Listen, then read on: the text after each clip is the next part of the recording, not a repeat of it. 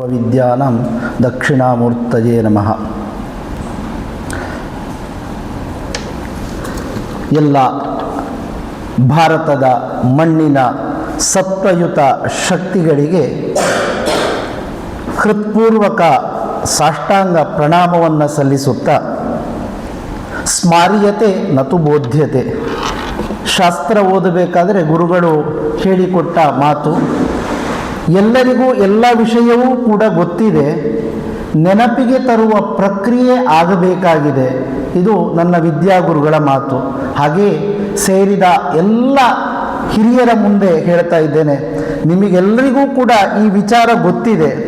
ಆದರೆ ನಿಮ್ಮ ಮನೆಯವನಾಗಿ, ನಿಮ್ಮ ತಂಡದಲ್ಲೊಬ್ಬನಾಗಿ ನಿಮ್ಮ ಜೊತೆಗೆ ವಿಚಾರವನ್ನು ಹಂಚಿಕೊಳ್ತಾ ಇದ್ದೇನೆ. ಗೀತೆಯ ಉಗಮ ಎನ್ನುವುದೇ ಒಂದು ಅದ್ಭುತವಾದಂತಹ ರೋಮಾಂಚಕಾರಿ ಸಂದರ್ಭ. ಶಾಸ್ತ್ರಗಳಲ್ಲಿ ಪ್ರಸ್ಥಾನತ್ರಯ ಅಂತ ಬರುತ್ತದೆ. ಪ್ರಸ್ಥಾನ ಅಂತಂದರೆ ಉಪಕ್ರಮಿಸುವುದು ಅಂತ, ಸಾಗುವುದು ಅಂತ ಅರ್ಥ. ಎಲ್ಲಿಗೆ ಸಾಗುವುದು ಪ್ರಶ್ನೆ. ದೇವರ ಕಡೆಗೆ ಸಾಗುವುದು ಅಂತ ಹೇಳಬಹುದು, ಜ್ಞಾನದ ಕಡೆಗೆ ಸಾಗುವುದು ಅಂತ ಹೇಳಬಹುದು. ಇದೆಲ್ಲವೂ ಕೂಡ ಒಂದು ಹಂತಕ್ಕೆ ಸತ್ಯ.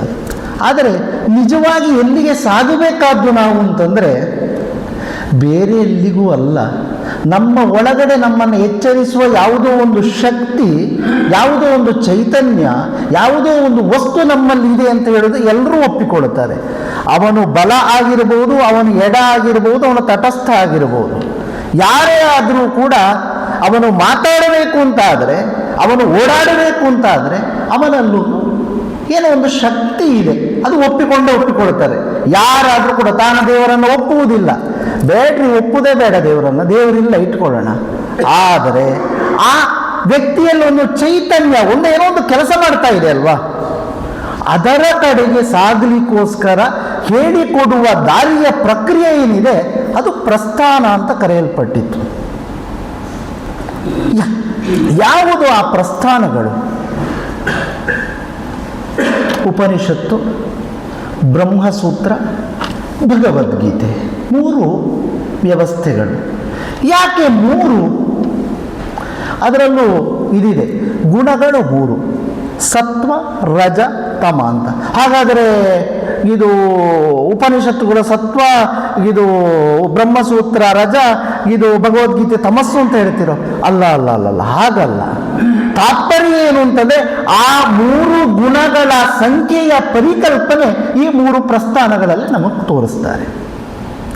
ನಾವು ಅದನ್ನು ಒಪ್ಪುವುದಿಲ್ಲ, ಸತ್ವರಜ ತಮ ಎನ್ನುವುದಿಲ್ಲ, ನಿಮ್ಮ ಪರಿಕಲ್ಪನೆ ಅದು ಮನುವಾದಿಗಳ ಹೇರಿಕೆ. ಆಯ್ತಪ್ಪ, ಅದನ್ನು ಬಿಟ್ಟು ಬಿಡೋಣ. ವೇದ ಇದೆ ಅಂತ ಒಪ್ಪುತ್ತೀರಾ? ಏನೋ ಒಂದು ಸಾಹಿತ್ಯ ಇದೆ ಅಂತ ಒಪ್ಪುತ್ತೇನೆ, ಸರಿ. ಅದರಲ್ಲಿ ಅತ್ಯಂತ ಉತ್ಕೃಷ್ಟವಾದ ಸಾರವನ್ನು ತೆಗೆದಾಗ ಕಬ್ಬು ಇದೆ, ಆ ಕಬ್ಬನ್ನು ಹಿಂಡಿದಾಗ ಬರುತ್ತದಲ್ವ ರಸ, ಆ ರಸ ಅಂದರೆ ಉಪನಿಷತ್ತು ಅಂತ ತಿಳ್ಕೊಳ್ಳಿ. ವೇದ ಅಂತಂದರೆ ಕಬ್ಬು, ಅದರಿಂದ ಬಂದ ರಸ ಅಂತಂದರೆ ಉಪನಿಷತ್ತು ತಿಳ್ಕೊಳ್ಳಿ. ಅದರ ರುಚಿಯಾಗುತ್ತದಲ್ವ. ಆ ಕಬ್ಬನ್ನು ನೆಟ್ಟು, ಕಬ್ಬು ಬೆಳೆದು, ಕಬ್ಬು ಗಾಣಕ್ಕೆ ಹೋಗಿ ರಸ ಬರಬೇಕಾದ್ರೆ ಪ್ರಕ್ರಿಯೆಗಳಿದೆ ಅಲ್ವಾ, ಅದನ್ನು ಅನುಭವಿಸಿದವನಿಗೆ ಮಾತ್ರ ಗೊತ್ತು ಆ ಕಬ್ಬಿನ ರಸದ ನಿಜವಾದ ರುಚಿ, ಬೇರೆಯವರಿಗೆ ಗೊತ್ತಾಗಲಿಕ್ಕಿಲ್ಲ. ಹಾಗೆಯೇ ವೇದ ಅಂದರೆ ಏನು, ಅದರ ಮೂಲ ಉದ್ದೇಶ ಏನು, ಹೊರಟದ್ದು ಹೇಗೆ, ಬಂದದ್ದು ಹೇಗೆ, ಇದನ್ನೆಲ್ಲವನ್ನು ನೋಡುತ್ತಾ ಬಂದು ಅವನು ಉಪನಿಷತ್ತಿನ ಒಳಗೆ ಹೊಕ್ಕಾಗ ಆ ಉಪನಿಷತ್ತಿನ ರಸಾಸ್ವಾದ ನಮ್ಮಲ್ಲಾಗುತ್ತದೆ. ಹೇರುವಿಕೆ ಇಲ್ಲ ಅಲ್ಲಿ, ಹೌದಾ? ನಿಶ್ಚಿತವಾಗಿಯೂ ಹೇರುವಿಕೆ ಇಲ್ಲ. ಯಾಕೆ ಅಂತಂದರೆ ಭೃಗುರ್ವೈವಾರುಣಿಹಿ, ಅಪ್ಪ ಮಗನ ಸಂಭಾಷಣೆ ನಡೀತದೆ. ದೇವರಂದ್ರೆ ಏನು ಅಂತ ಮಗ ಅಪ್ಪನ ಹತ್ರ ಕೇಳ್ತಾನೆ. ಅಪ್ಪ ಹೇಳ್ತಾನೆ, ಅನ್ನಂ ಬ್ರಹ್ಮೇ ದಿವ್ಯಜಾನಾತ್, ನೀನು ಊಟ ಮಾಡುವ ಅನ್ನವನ್ನೇ ದೇವರು ಅಂತ ತಿಳ್ಕೊ ಅಂತ ಹೇಳ್ತಾನೆ. ಸಂಶೋಧನೆ ಮಾಡ್ತಾನೆ, ಅಲ್ಲ ಅಂತ ಹೇಳ್ತಾನೆ. ಹಾಗೆಯೇ ಸಂಭಾಷಣೆ ನಡೆದು ಕೊನೆಗೆ ಅವನು ಬರ್ತಾನೆ, ಆನಂದೋ ಬ್ರಹ್ಮೇ ದಿವ್ಯಜಾನಾತ್, ನೀನು ಆನಂದವನ್ನು ಅನುಭವಿಸ್ತೀಯಲ್ವಾ, ಅದನ್ನು ಶಾಶ್ವತವಾಗಿ ನೀನು ಅನುಭವಿಸ್ತಾ ಇದ್ದೆ ಅಂತಂದರೆ ಹೇಗಿರುತ್ತದೆ, ಅದನ್ನು ಬ್ರಹ್ಮ, ಅದನ್ನು ದೇವರು ಅಂತ ತಿಳ್ಕೊ ಅಂತ ಹೇಳ್ತಾನೆ. ಅವನು ಒಪ್ಪಿಕೊಳ್ತಾನೆ, ಸಂಶೋಧನೆ ಮಾಡ್ತಾನೆ, ಒಪ್ಪಿಕೊಳ್ತಾನೆ. ಇಲ್ಲೆಲ್ಲಾದ್ರೂ ಹೇರುವಿಕೆಯನ್ನು ನಾವು ನೋಡ್ತೇವ? ನೀನು ಇದನ್ನೇ ಒಪ್ಪಿಕೊಳ್ಳಬೇಕು. ಎಲ್ಲಿಯೂ ಕೂಡ ಸನಾತನತೆ ಎನ್ನುವುದು ತನ್ನ ಹೇರಿಕೆಯನ್ನು ಮಾಡಲಿಲ್ಲ. ಎರಡನೇ ಹೆಜ್ಜೆಗೆ ಬರುವ ಈ ವೇದಗಳು ಉಪನಿಷತ್ತುಗಳು ಸ್ವಲ್ಪ ಕಠಿಣವಾಗುತ್ತದೆ. ಕೆಲವರ ಮನಸ್ಸಿನಲ್ಲಿ ಆ ಭಾವನೆ ಇದೆ, ಇದು ಒಂದು ವರ್ಗಕ್ಕೆ ಮಾತ್ರ ಸೀಮಿತವೋ, ಮಡಿವಂತಿಕೆಗೆ ಮಾತ್ರ ಸೀಮಿತವೋ ಅಂತ ಅಲ್ಲ. ಆ ವಿಷಯ ಮುಂದೆ ಹೇಳುತ್ತೇನೆ. ಎರಡನೇ ಹೆಜ್ಜೆಗೆ ಬರುವ ಬ್ರಹ್ಮಸೂತ್ರಗಳು ತುಂಬ ಸಣ್ಣ ಸಣ್ಣವಾದಂತಹ ವಾಕ್ಯಗಳು. ತತ್ವಮಸಿ, ಅಹಂ ಬ್ರಹ್ಮಾಸ್ಮಿ, ಜೀವೋ ಬ್ರಹ್ಮೈವ ನಾಪರಃ. ಇದು ಏನು ಇಷ್ಟಿಷ್ಟು ಸಣ್ಣ ಸಣ್ಣ ವಾಕ್ಯಗಳು ಅಂತಂದರೆ, ಈಗ ವಿಜ್ಞಾನ ಬಲ್ಲವರು ಇದ್ದೀರಿ,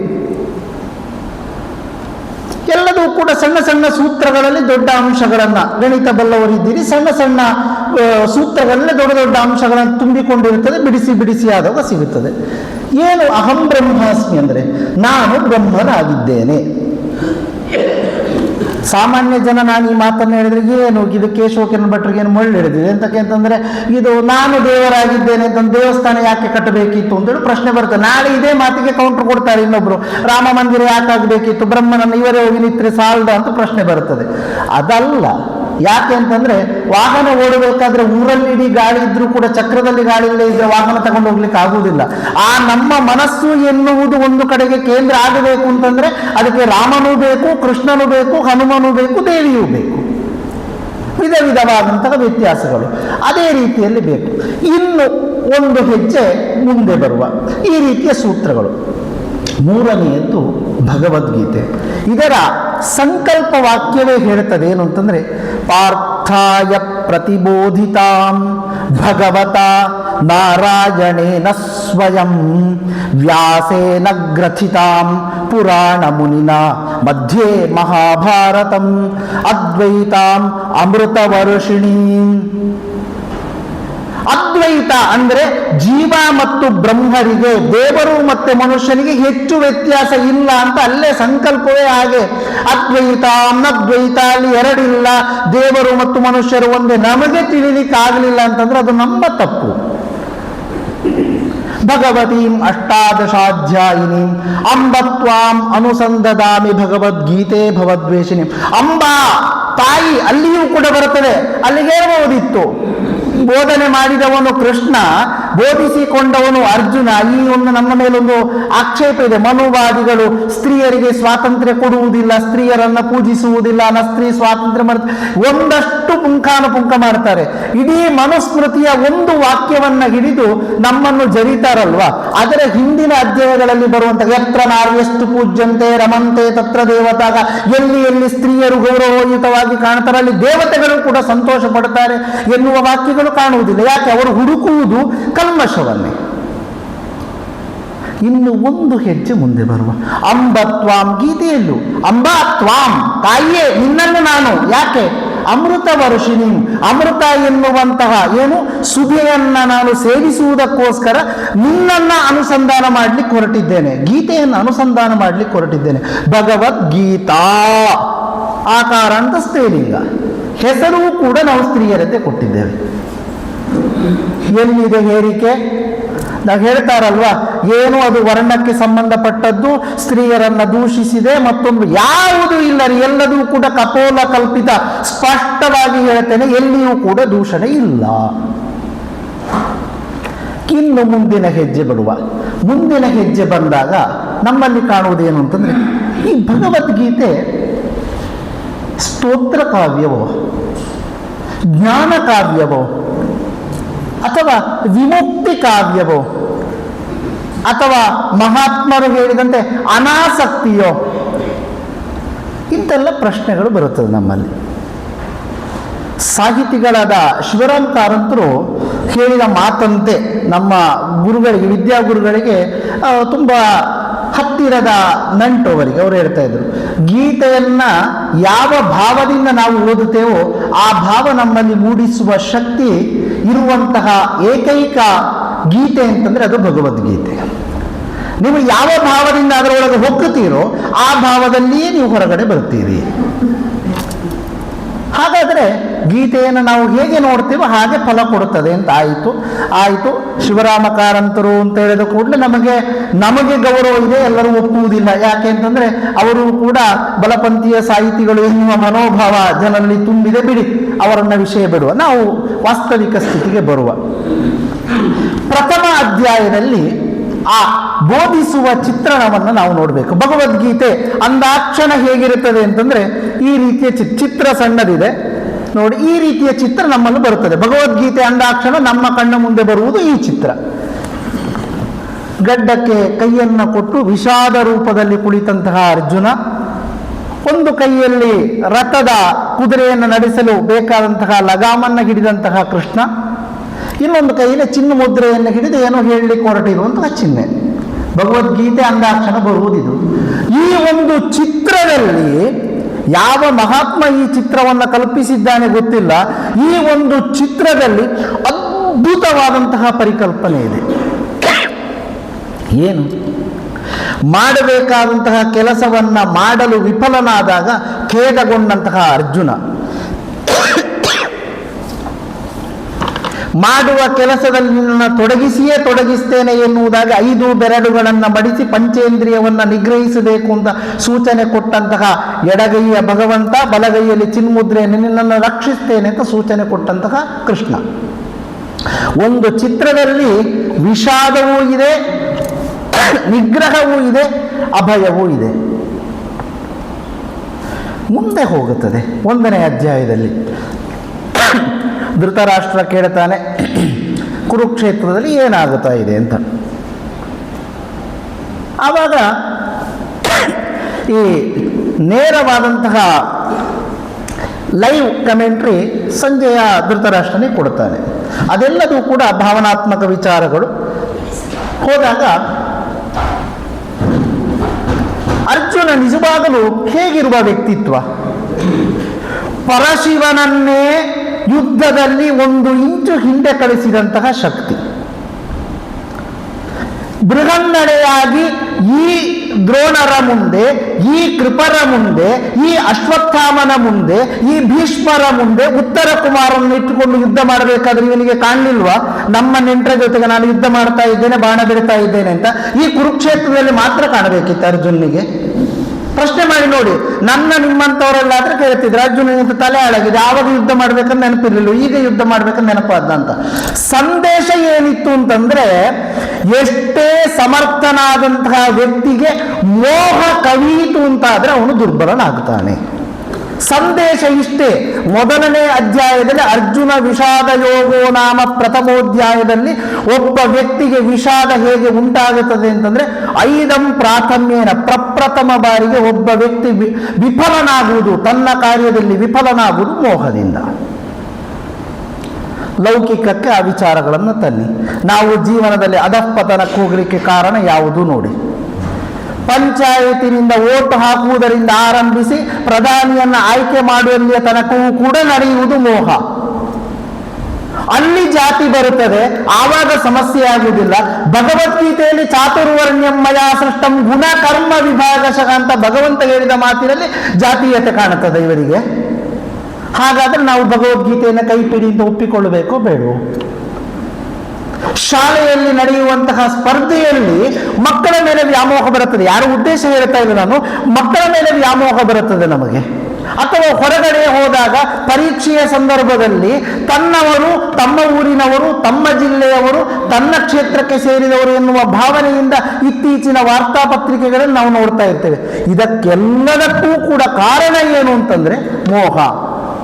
ಆ ಮೋಹದ ಫಲ ವಿಷಾದ ರೂಪದಲ್ಲಿ ಆಗುತ್ತಾ ಇರುವಂಥದ್ದು ನಮ್ಮ ಶಿಕ್ಷಣದ ಮೇಲೆ. ಒಂದು ಅವ್ಯವಸ್ಥಿತವಾದ ಚಿತ್ತದವರು ಮಾಡಿದ ರೀತಿಯಲ್ಲಿ ನಮ್ಮ ಶಿಕ್ಷಣ ಪರಂಪರೆ ನಡೀತಾ ಇದೆ. ಎಲ್ಲರೂ ಹೆಚ್ಚಿನವರು ಅಧ್ಯಾಪಕರಿದ್ದೀರಿ, ಯೋಚನೆ ಮಾಡಿ ನೋಡಿ, ನಾವು ಓದಬೇಕಾದ್ರೆ ಇದ್ದ ವ್ಯವಸ್ಥೆಗೂ ಇಂದಿನ ವ್ಯವಸ್ಥೆಗೆ ಇರುವಂತಹ ವ್ಯತ್ಯಾಸಗಳು. ಕಾರಣ ಇಷ್ಟೇ. ಯಾರಾದರೂ ಒಬ್ಬರು ಅಧ್ಯಾಪಕರು ಶ್ರದ್ಧೆಯಿಂದ ಯಾವುದಾದ್ರು ಒಂದು ಪುರಾಣದ ಕಥೆಯನ್ನು ಕೇಳಿದರೆ ಮರು ದಿವಸ ಬರುತ್ತದೆ ಸೂಚನೆ, ಶಾಲೆಯಲ್ಲಿ ಆ ರೀತಿಯದ್ದು ಬೇಡ, ಭೇದ ಭಾವ ಮಾಡ್ತಾ ಇದ್ದಾರೆ ಅಂತ. ಕೆಲವು ಸಂಸ್ಥೆಗಳು ಧೈರ್ಯದಿಂದ ಮಾಡ್ತಾ ಇದ್ದಾರೆ, ಅವರಿಗೆ ಅಭಿನಂದನೆಗಳು. ಆದರೆ ಯಾವುದೂ ಹೆಸರನ್ನು ಹೇಳುವುದಿಲ್ಲ. ಈ ರೀತಿಯಾಗಿ ಸಾಗುತ್ತಾ ಬರಬೇಕಾದ್ರೆ ನಮ್ಮ ಭಗವದ್ಗೀತೆ ಎನ್ನುವುದು ನಮ್ಮ ಕೈಪಿಡಿ, ಎಂದು ನಾವು ಭಾವಿಸಿದ್ದಲ್ಲಿ ತಪ್ಪಲ್ಲ. ನಮಗೆ ಶ್ರದ್ಧೆಯ ಗ್ರಂಥ ಹೇಗೋ ಹಾಗೆ ನಾವು ನಡಿಬೇಕಾದನ್ನು ತೋರಿಸುವ ಗ್ರಂಥ. ನಾವು ನಮ್ಮೊಳಗೆ ಇಳಿಯುವಂತಹ ದಾರಿಯನ್ನು ತೋರಿಸುವುದು ಭಗವದ್ಗೀತೆ. ಯಾಕೆಂದ್ರೆ ಸುರುವಿನ ವಿಷಾದ ಯೋಗದಲ್ಲಿಯೇ ಅರ್ಜುನನಿಗೆ ಹೇಳ್ತಾನೆ, ಇದು ನಿನಗೆ ಹೇಳಿದ ಮಾತಲ್ಲ. ಅರ್ಜುನ ಸಮರ್ಥವಾದಂಥವನು, ಎಂತೆಂಥ ಯುದ್ಧಗಳನ್ನು ಮಾಡಿದ್ದಾನೆ ಅರ್ಜುನ. ಈ ಎದುರುಗಡೆ ನಿಂತಹ ವ್ಯಕ್ತಿಗಳು ಅವನ ಬಾಣದ ಮುಂದೆ ಏನೂ ಅಲ್ಲ. ಪಾಶುಪತಾಸ್ತ್ರವನ್ನೇ ಶಿವನ ಕೈಯಿಂದ ಪಡೆದು ಬಂದಂತೆ ಎಂದರೆ ಇಡೀ ಸೃಷ್ಟಿಯನ್ನ ಲಯ ಮಾಡುವಂತಹ ಶಕ್ತಿ ಉಳ್ಳಂತಹ ಪರಮಾತ್ಮನ ಒಂದು ಅಂಶರೂಪವಾದ ಆ ಪಾಶುಪತಾಸ್ತ್ರ ಕೈಯಲ್ಲಿದೆ. ರಥ ನಡೆಸುವವನು ಸಾಮಾನ್ಯನಲ್ಲ, ಜಗದೋದ್ಧಾರಕನಾದಂತಹ ಶ್ರೀಕೃಷ್ಣ. ಜನ್ಮ ಕೊಟ್ಟದ್ದು ಬೇರೆ ಯಾರೂ ಅಲ್ಲ, ಇಂದ್ರನಿಂದ ಪಡೆದಂತಹ ಜನ್ಮ. ಅಂತಹ ಇಂದ್ರನಿಂದ ಜನ್ಮ ಪಡೆದಂತಹ ಅರ್ಜುನ, ಅಂತಹ ಶಿವನ ಕೈಯಿಂದ ಅಸ್ತ್ರವುಳ್ಳಂತಹ ಅರ್ಜುನ ಸಾರಥಿಯಾಗಿ ಸಾಮಾನ್ಯನಲ್ಲ, ಕೃಷ್ಣನೇ ಜೊತೆ ಇರುವಂತಹ ಕೌರವರಿಗೂ ಗೊತ್ತು ಕೃಷ್ಣನಲ್ಲಿ ಶಕ್ತಿ ಇದೆ ಅಂತ. ಅಂತಹ ಸಮರ್ಥನಾದಂತಹ ಕೃಷ್ಣ ಇರುವಂತಹ ಅರ್ಜುನ ನನಗೆ ಯುದ್ಧ ಮಾಡ್ಲಿಕ್ಕೆ ಆಗತ್ತಾ ಇಲ್ಲ. ಗಾಂಡೀವಂ ಸಂಸ್ರತೆ ಹಸ್ತ ಪಕ್ಷೈವ ಪರಿದಹ್ಯತೆ ನಚಕ್ರೋಂ ವ್ಯವಸ್ಥಾತು ಭ್ರಮತೀವ ಚ ಮೇ ಮನಃ ಅಂತ ಹೇಳ್ತಾ ಇದ್ದಾನೆ. ದೇವಸ್ಥಾನಕ್ಕೆ ಹೋಗಿ ಕೈ ಮುಗಿದು ಬಂದ್ರೆ ನಮ್ಮ ಮನಸ್ಸಿನಲ್ಲಿರುವ ಭ್ರಮೆ ನಮಗೆ ಹೋಗುತ್ತದೆ, ಆದರೆ ಜೊತೆಗೆ ಕೃಷ್ಣನಿದ್ದಾಗ ಅರ್ಜುನನ ಭ್ರಮೆ ಹೋಗುವುದಿಲ್ವಾ? ಹಾಗಾದ್ರೆ ಕೇಳ್ತಾರೆ ನಾಳೆ ಪ್ರಶ್ನೆ, ಇದೇ ಉಪನ್ಯಾಸದ ತುಣುಕನ್ನು ಯಾರಾದ್ರೂ ಕೇಳಿದ್ರೆ ಹಾಗಾದ್ರೆ ಹೋಗುವುದಿಲ್ವ ಅಂತ ಕಮೆಂಟ್ ಬಾಕ್ಸ್ ಅಲ್ಲಿ ಬರುತ್ತದೆ. ಅದಕ್ಕೆ ಉತ್ತರ ಇದೆ. ಏನು ಉತ್ತರ? ಅಲ್ಲಿ ಅರ್ಜುನನಿಗೆ ಬೋಧಿಸುವುದು ಮುಖ್ಯವಲ್ಲ, ಮುಂದಿನ ವ್ಯವಸ್ಥೆಗೆ. ಯಾಕೆ ಅಂತಂದ್ರೆ ದ್ವಾಪರ ಯುಗ ಮುಗಿತಾ ಬಂತು, ಅರ್ಜುನನಿಗೆ ಮುಗಿಸಬೇಕಾಗಿದೆ. ನಮ್ಮ ಧಾರಾವಾಹಿಯ ಪ್ರಕಾರ ಹೇಳ್ತದೆ ಎಪಿಸೋಡ್ ಮುಗಿಯಿತು, ಕೊನೆಯ ಎಪಿಸೋಡ್ ಅಲ್ಲಿ ಮುಗಿಸಬೇಕಾದ ಅನಿವಾರ್ಯತೆ ಇದೆ ಕೃಷ್ಣನಿಗೆ. ಆದ ಕಾರಣ ಬೇಗ ತರಾತುರಿಯಲ್ಲಿ ಯುದ್ಧವನ್ನು ಸೃಷ್ಟಿ ಮಾಡಿ ಮುಗಿಸಿದ್ದಾನೆ. ಮುಂದಿನದ್ದಕ್ಕೆ ಮಾರ್ಗದರ್ಶನ ಬೇಕಲ್ವಾ? ಅಪ್ಪ ಎಷ್ಟು ದುಡ್ಡು ಮಾಡಿಟ್ಟಿದ್ದಾನೆ, ಎಷ್ಟು ಸಾಲ ಮಾಡಿಟ್ಟಿದ್ದಾನೆ, ಯಾವ ರೀತಿ ಸಾಗಬೇಕು ಅಂತ ಮಗನಿಗೆ ಮಾರ್ಗದರ್ಶನ ಕೊಡದೇ ಇದ್ರೆ ಮಗ ಮುಂದೆ ನಡೀಲಿಕ್ಕಾಗುವುದಿಲ್ಲ. ಮುಂದಿನ ಯುಗ ಭಗವಂತಂದೇ ಸೃಷ್ಟಿ, ಬ್ರಹ್ಮ ಸೃಷ್ಟಿ ಮಾಡಲಿಕ್ಕೆ ತಯಾರು ಮಾಡುತ್ತಾ ಇದ್ದಾನೆ. ಅದನ್ನ ಸ್ಥಿತಿಯನ್ನ ಕಾಪಾಡಿಕೊಳ್ಳುವನು ಕೃಷ್ಣ. ಸೃಷ್ಟಿ ಸ್ಥಿತಿ ಲಯ ಮೂರು ವ್ಯವಸ್ಥೆಗಳು. ಸೃಷ್ಟಿಯನ್ನ ಮಾಡುವವನು ಬ್ರಹ್ಮ, ಸ್ಥಿತಿಯನ್ನ ಕಾಪಾಡುವವನು ನಾರಾಯಣ, ಲಯವನ್ನ ಮಾಡುವವನು ಶಿವ. ಮೂರು ಜನರಿಗೆ ಮೂರು ಜವಾಬ್ದಾರಿಗಳು. ಕೃಷ್ಣ ಮುಂದಿನದ್ದು ನಡೆಸಬೇಕು. ಬ್ರಹ್ಮ ತಯಾರು ಮಾಡಾಗಿದೆ, ಆದ ಕಾರಣ ಇದನ್ನು ಮುಗಿಸಬೇಕು. ಮುಗಿಸುವುದಕ್ಕೋಸ್ಕರ ಅರ್ಜುನನಿಗೆ ವಿಷಾದ ಎನ್ನುವಂತಹ ಒಂದು ಭ್ರಮಾತ್ಮಕವಾದ ಪ್ರಪಂಚವನ್ನು ಸೃಷ್ಟಿಸಿದ್ದು. ಆ ಭ್ರಮಾತ್ಮಕವಾದ ಸೃಷ್ಟಿಸಿ ಅವನು ಕೊಡುವಂತಹ ಅಂಶಗಳಿವೆ ಅಲ್ವಾ, ಅದು ಅದ್ಭುತವಾದಂತಹ ಅಂಶಗಳು. ಹೇಗೆ ಅಂತಂದ್ರೆ ಒಬ್ರು ಸಾಹಿತಿಗಳು ಹೇಳ್ತಾರೆ, ಹೇಗೆ ಭಾರಿ ಅದ್ಭುತವಾದಂತಹ ಇದು ಆ ವಿಚಾರವನ್ನ ಹೇಳಬೇಕು. ಒಬ್ಬರು ಅದ್ಭುತ ಸಾಹಿತಿಗಳು ಹೇಳ್ತಾರೆ, ದಿಕ್ಕೆಟ್ಟು ನಿಂತ ನರನಿಗೆ, ಒಂದವರ ವಾಕ್ಯ ನೋಡಿ, ದಿಕ್ಕೆಟ್ಟು ನಿಂತ ನರನಿಗೆ ನಾರಾಯಣನು ತೋರಿದ ರಸ್ತೆ. ದಿಕ್ಕೆಟ್ಟು ನಿಂತ ನರನಿಗೆ ನಾರಾಯಣನು ತೋರಿದ ರಸ್ತೆ ಅದೇ ಕರ್ಮಣ್ಯೇವಾಧಿಕಾರಸ್ತೆ. ಎಂತ ಅದ್ಭುತ ಮಾತು ನೋಡಿ, ಭಾರಿ ಮನಸ್ಸಿಗೆ ಮುದ ನೀಡಿತ ಮಾತು. ಅಲ್ಲಿ ನರ ಅರ್ಜುನ ದಿಕ್ಕೆಟ್ಟು ನಿಂತಿದ್ದಾನೆ, ಅವನಿಗೆ ದಾರಿ ತೋರಿಸಿದ ನಾರಾಯಣ ಭಗವಂತ. ಕರ್ಮಣ್ಯೇವಾಧಿಕಾರ, ನಿನಗೆ ಮಾಡುವ ಕೆಲಸದಲ್ಲಿ ಮಾತ್ರ ಗಮನ ಇದ್ರೆ ಸಾಕು, ಬಾಕಿ ಇದ್ದದ್ದೆಲ್ಲ ನಾನು ತೀರ್ಪು ಮೊದಲೇ ಬರದಾಗಿದೆ, ಇನ್ನು ಅಲ್ಲಿ ತನಕ ತೆಕ್ಕೊಂಡೋಗಿ ಇಡುವುದಷ್ಟೇ ಕೆಲಸ ನಂದು. ಆ ವ್ಯವಸ್ಥೆಯನ್ನು ಮಾಡುವುದಕ್ಕೋಸ್ಕರ ನೀನು ಇಷ್ಟು ಕೆಲಸ ಮಾಡು. ಅಂತಹ ಗೀತೆ ನಮ್ಮ ಕೈಪಿಡಿಯಾದರೆ ಏನಾಗುತ್ತದೆ ಮುಂದಿನ ಅಧ್ಯಾಯದಲ್ಲಿ ನಾವು ನೋಡಬೇಕು. 2ನೇ ಅಧ್ಯಾಯಕ್ಕೆ ನಾವು ಬರುತ್ತೇವೆ. ಅಶೋಚ್ಯಾನನ್ವಶೋಚಸ್ತ್ವಂ ಪ್ರಜ್ಞಾವಾದಾಂಶ್ಚ ಭಾಷಸೆ. ಒಂಥರ ಗೊಂದಲವಾದ ಮನಸ್ಥಿತಿಯಲ್ಲಿ ನಾವು ಮಾತಾಡ್ತೇವೆ. ನಮ್ಮ ನೈಜ ಜೀವನದಲ್ಲಿ ನಾವು ನೋಡಿ, ಕೆಲವು ಎಂತ ಮಾಡಬೇಕು ಅಂತ ಗೊತ್ತಾಗುವುದಿಲ್ಲ ಮರಳಿಗೆ, ಎಂಥ ಒಂದು ಒತ್ತಡ ಅಂತಂದರೆ ಎಂತ ನಾವು ತಲೆ ಚಚ್ಚಿಕೊಳ್ತೇವೆ. ಅದಕ್ಕೆ ಕೃಷ್ಣ ಹೇಳುವ ಮಾತು ಅಶೋಚ್ಯಾನ, ನೀನು ಯೋಚನೆಯೇ ಮಾಡಬೇಡ ಯಾವುದರ ಬಗ್ಗೆಯೂ. ಆ ಯೋಚನೆಯ ವ್ಯವಸ್ಥೆಯನ್ನೆಲ್ಲ ನನಗೆ ಬಿಡು. ನನಗೆ ಅಂತಂದ್ರೆ ಅಂತರಂಗವನ್ನ ಮಾತಾಡಿಸು ಅಂತ. ನನಗೆ ಅಂತಂದ್ರೆ ಎಲ್ಲೋ ದೇವಸ್ಥಾನಕ್ಕೆ ತಕೊಂಡೋಗಿ ಭಟ್ರ ತಟ್ಟೆಯಲ್ಲಿಟ್ಟು ದೇವರ ಮುಂದೆ ಇಡು ಅಂತ ಅರ್ಥ ಅಲ್ಲ. ನಾವು ಅಲ್ಲಿ ಭ್ರಮೆಗೊಳಗಾಗಿದ್ದೇವೆ. ಎಲ್ಲಿ ನಾವು ದಾರಿ ತಪ್ಪಿದ್ದು ಅಂತಂದ್ರೆ ಭಗವಂತನಲ್ಲಿ ಹೇಳಬೇಕು ಅಂತಂದ್ರೆ ತಕ್ಷಣ ನಾವು ಮರುದಿವಸ ಬೆಳಗ್ಗೆ ಎದ್ದುಕೊಂಡು ನಾವು ಅರಿವಾಳದಲ್ಲಿ ಏನೇನೋ ಇಟ್ಟುಕೊಂಡು ಹೋಗಿ ದೇವರ ಹತ್ರ ಇರ್ತೇವೆ. ಅದಲ್ಲ, ಮೊದಲು ಅಂತರಂಗದ ಬಾಗಿಲು ತೆಗಿಬೇಕು. ಆ ಅಂತರಂಗದ ಬಾಗಿಲು ತೆಗೆಯದೇ ಇದ್ರೆ ಯಾವ ಕೈಪಿಡಿ ಇದ್ರೂ ಪ್ರಯೋಜನ ಇಲ್ಲ. ಎಷ್ಟೇ ಒಳ್ಳೆಯ ಅಧ್ಯಾಪಕ ಗಂಟೆಗಟ್ಟಲೆ ಕ್ಲಾಸಲ್ಲಿ ಪಾಠ ಮಾಡಿದ್ರೂ ಕೂಡ ಕೇಳುವ ವಿದ್ಯಾರ್ಥಿಯ ಮನಸ್ಸು ಓಪನ್ ಆಗಲಿಲ್ಲ, ತೆರೀಲಿಲ್ಲ ಅಂತಂದ್ರೆ ಏನು ಪ್ರಯೋಜನ? ಜಗತ್ತಿನಲ್ಲಿ ಅತ್ಯದ್ಭುತವಾದ ವೈದ್ಯ ಎಷ್ಟೇ ಚಿಕಿತ್ಸೆಯನ್ನು ಕೊಟ್ಟರೂ ಕೂಡ ಔಷಧಿ ತಗೊಳ್ಳುವಂತಹ ವ್ಯಕ್ತಿ ಅದಕ್ಕೆ ಬೇಕಾದ ಪಥ್ಯ ಮಾಡಲಿಲ್ಲ ಅಂತಂದ್ರೆ ವೈದ್ಯರನ್ನು ಬೈದು ಪ್ರಯೋಜನ ಇದೆಯಾ? ನಾವು ಮಾಡ್ತಾ ಇರೋದು ಇವತ್ತು ಪರಿಸ್ಥಿತಿ ಎಲ್ಲಿದೆ? ಗೀತೆಯಲ್ಲಿ ವಿಚಾರ ಇದೆ, ಅದು ನಮಗೆ ಅರ್ಥ ಆಗಲಿಲ್ಲ ಅಂತ ನಾವು ಬೈಯುವುದು ಯಾರನ್ನ? ಅದು ಗೀತೆ, ಅದು ಅವರಿಗೋಸ್ಕರ ಮಾಡಿದ್ದು, ಅದು ಹಿಂದೂಗಳಿಗೋಸ್ಕರ ಇರುವಂತಹದ್ದು. ಎಲ್ಲೂ ಇಲ್ಲ. ಕೃಷ್ಣ ಏನು ಹೇಳಿದ್ದು? ಸ್ವಧರ್ಮೇ ನಿಧನಂ ಶ್ರೇಯ ಪರಧರ್ಮೋ ಭಯಾವಹ. ನೀನು ಹಿಂದೂ ಆಗು, ನೀನು ಮುಸ್ಲಿಂ ಆಗು, ನೀನು ಕ್ರಿಸ್ತನ್ ಆಗು, ಅಥವಾ ಯಾವುದನ್ನೂ ಹೇಳಲಿಲ್ಲ ಕೃಷ್ಣ. ಸ್ವಧರ್ಮೇ ನಿಧನಂ ಶ್ರೇಯ. ಧರ್ಮ ಅಂದ್ರೆ ಏನು? ಕೃಷ್ಣ ಹೇಳ್ತಾನೆ ಧರ್ಮ ಅಂದ್ರೆ ಏನು ಅಂತಂದ್ರೆ ಅವರವರು ಮಾಡಬೇಕಾದಂತಹ ಕೆಲಸವನ್ನ ಅವರವರೇ ಮಾಡಿದಾಗ ಅದು ಧರ್ಮ ಅಂತ ಅನಿಸ್ತದೆ. ಆಗ ನಮಗೊಂದು ಪ್ರಶ್ನೆ ಬರುತ್ತದೆ, ಏನು? ಅಲ್ಲ, ನಾನು ಕಳ್ಳತನ ಮಾಡುವುದು, ನನ್ನ ಕಳ್ಳತನ ಮಾಡುವುದೇ ನನ್ನ ಧರ್ಮವು. ಆವಾಗ ಅದಕ್ಕೆ ಆಕ್ಷೇಪ ವಾಕ್ಯ ಬರುತ್ತದೆ. ಆವಾಗ ಆಕ್ಷೇಪ ವಾಕ್ಯ ಏನು ಆಕ್ಷೇಪ ವಾಕ್ಯ? ಜಗತ್ತಿನ ಹಿತದೊಂದಿಗೆ ಆತ್ಮೋದ್ಧಾರಕ್ಕೋಸ್ಕರ ಮಾಡುವಂತಹ ಏನು ತನ್ನ ಧರ್ಮಗಳಿವೆ ಅದು ಧರ್ಮ ಅಂತ ಕರೆಯಲ್ಪಡುತ್ತದೆ. ಅದು ಹೇಗೆ? ಅದನ್ನು ಅವನು ಹೇಳ್ತಾನೆ. ಚಾತುರ್ವರ್ಣ್ಯಂ ಮಯಾ ಸೃಷ್ಟಂ ಗುಣಕರ್ಮ ವಿಭಾಗಶಃ. ಈ ವ್ಯವಸ್ಥೆಗೋಸ್ಕರ 4 ವರ್ಣಗಳನ್ನು ನಾನು ಸೃಷ್ಟಿಸ್ತೇನೆ. ಬ್ರಾಹ್ಮಣ, ಕ್ಷತ್ರಿಯ, ವೈಶ್ಯ, ಶೂದ್ರ ಎಂಬುದಾಗಿ. ಹಾಗಾದರೆ ಬ್ರಾಹ್ಮಣರೆಲ್ಲ ಮೇಲೆ, ಕ್ಷತ್ರಿಯರು ಕೆಳಗೆ, ಆಮೇಲೆ ವೈಶ್ಯರು, ಆಮೇಲೆ ಶೂದ್ರರು ಅಲ್ಲ. ಅದಲ್ಲ ವಿಷಯ. ಅದಕ್ಕೆ ಪುರುಷ ಸೂಕ್ತದಲ್ಲಿ ವೇದದಲ್ಲಿ ಉತ್ತರ ಇದೆ. ಬ್ರಾಹ್ಮಣೋ ಓಸ್ಯ ಮುಖಮಾಸೀತ್ ಬಾಹುರಾಜನ್ಯ ಕೃತಃ ಊರು ತದಸ್ಯ ಯದ್ವೈಶ್ಯ ಪದ್ಭ್ಯಾಂ ಶೂದ್ರೋ ಅಜಾಯತ. ಇದು ನಾರಾಯಣನ ಸ್ವರೂಪವನ್ನು ಹೇಳ್ತಾ ಇದೆ. ಯಾರೋ ಒಬ್ಬರು ಹೇಳ್ತಾ ಇದ್ದಾರೆ ಬ್ರಾಹ್ಮಣರು ಮುಖಸ್ಥಾನದಲ್ಲಿ ಅವರನ್ನು ಹೊಗಳಬೇಕಂದ್ರೆ ಯಾವ ಮುಟ್ಟ ಎಲ್ಲಿ ಹೇಳಿದೆ? ಇದು ನಾರಾಯಣನ ಸ್ವರೂಪವನ್ನು ಹೇಳುವ ಮಂತ್ರ. ನಾರಾಯಣ ಹೇಗಿದ್ದಾನೆ ಅಂತಂದ್ರೆ ಬ್ರಾಹ್ಮಣರಸ್ಯ ಮುಖಮಾಸೀತ್ ಅಂದ್ರೆ ಜ್ಞಾನಿಯಾದಂಥವನು ಭಗವಂತನ ಮುಖವಾಗಿದ್ದಾನೆ. ಭಗವಂತನ ಬಾಹುಗಳು ಯಾರು ಅಂತಂದ್ರೆ ತನ್ನ ನಾಡನ್ನ, ತನ್ನ ಧರ್ಮವನ್ನ, ತನ್ನ ವ್ಯವಸ್ಥೆಯನ್ನು ರಕ್ಷಿಸುವಂತಹ ಕ್ಷತ್ರಿಯ ಗುಣವುಳ್ಳಂತಹ, ಪೌರುಷವುಳ್ಳಂತಹ ವ್ಯಕ್ತಿ ಯಾರಿದ್ದಾರೆ ಅವನು ಕ್ಷತ್ರಿಯ ಅಂತ ಕರೆಯಲ್ಪಡುತ್ತಾರೆ. ಇದಕ್ಕೆ ಬೇಕಾದಂತಹ ಆರ್ಥಿಕ ಸಂಪನ್ಮೂಲವನ್ನು ಒದಗಿಸುವ ವರ್ಗವನ್ನು ವೈಶ್ಯರು ಅಂತ ಕರೀತಾರೆ. ಇದಕ್ಕೆ ಬೇಕಾದಂತಹ ಸೇವಾ ಧರ್ಮದಿಂದ ಮಾಡುವ ವ್ಯಕ್ತಿಯನ್ನು ಶೂದ್ರ ಅಂತ ಕರೀತಾರೆ. ನಿಕೃಷ್ಟ ಅಂತ ಅರ್ಥ ಅಲ್ಲ. ಡಿಕ್ಷನರಿ ತೆಗೆದು ನೋಡಿದ್ರೆ ಶೂದ್ರ ಅಂದ್ರೆ ನಿಕೃಷ್ಟ ಅಂತ ಇರ್ಬೋದು. ಒಂದು ಪದಕ್ಕೆ ಸುಮಾರು ಅರ್ಥ ಇದೆ. ಹರಿ ಎನ್ನುವಂತಹ ಸಂಸ್ಕೃತ ಪದಕ್ಕೆ 14 ಅರ್ಥ ಇದೆ.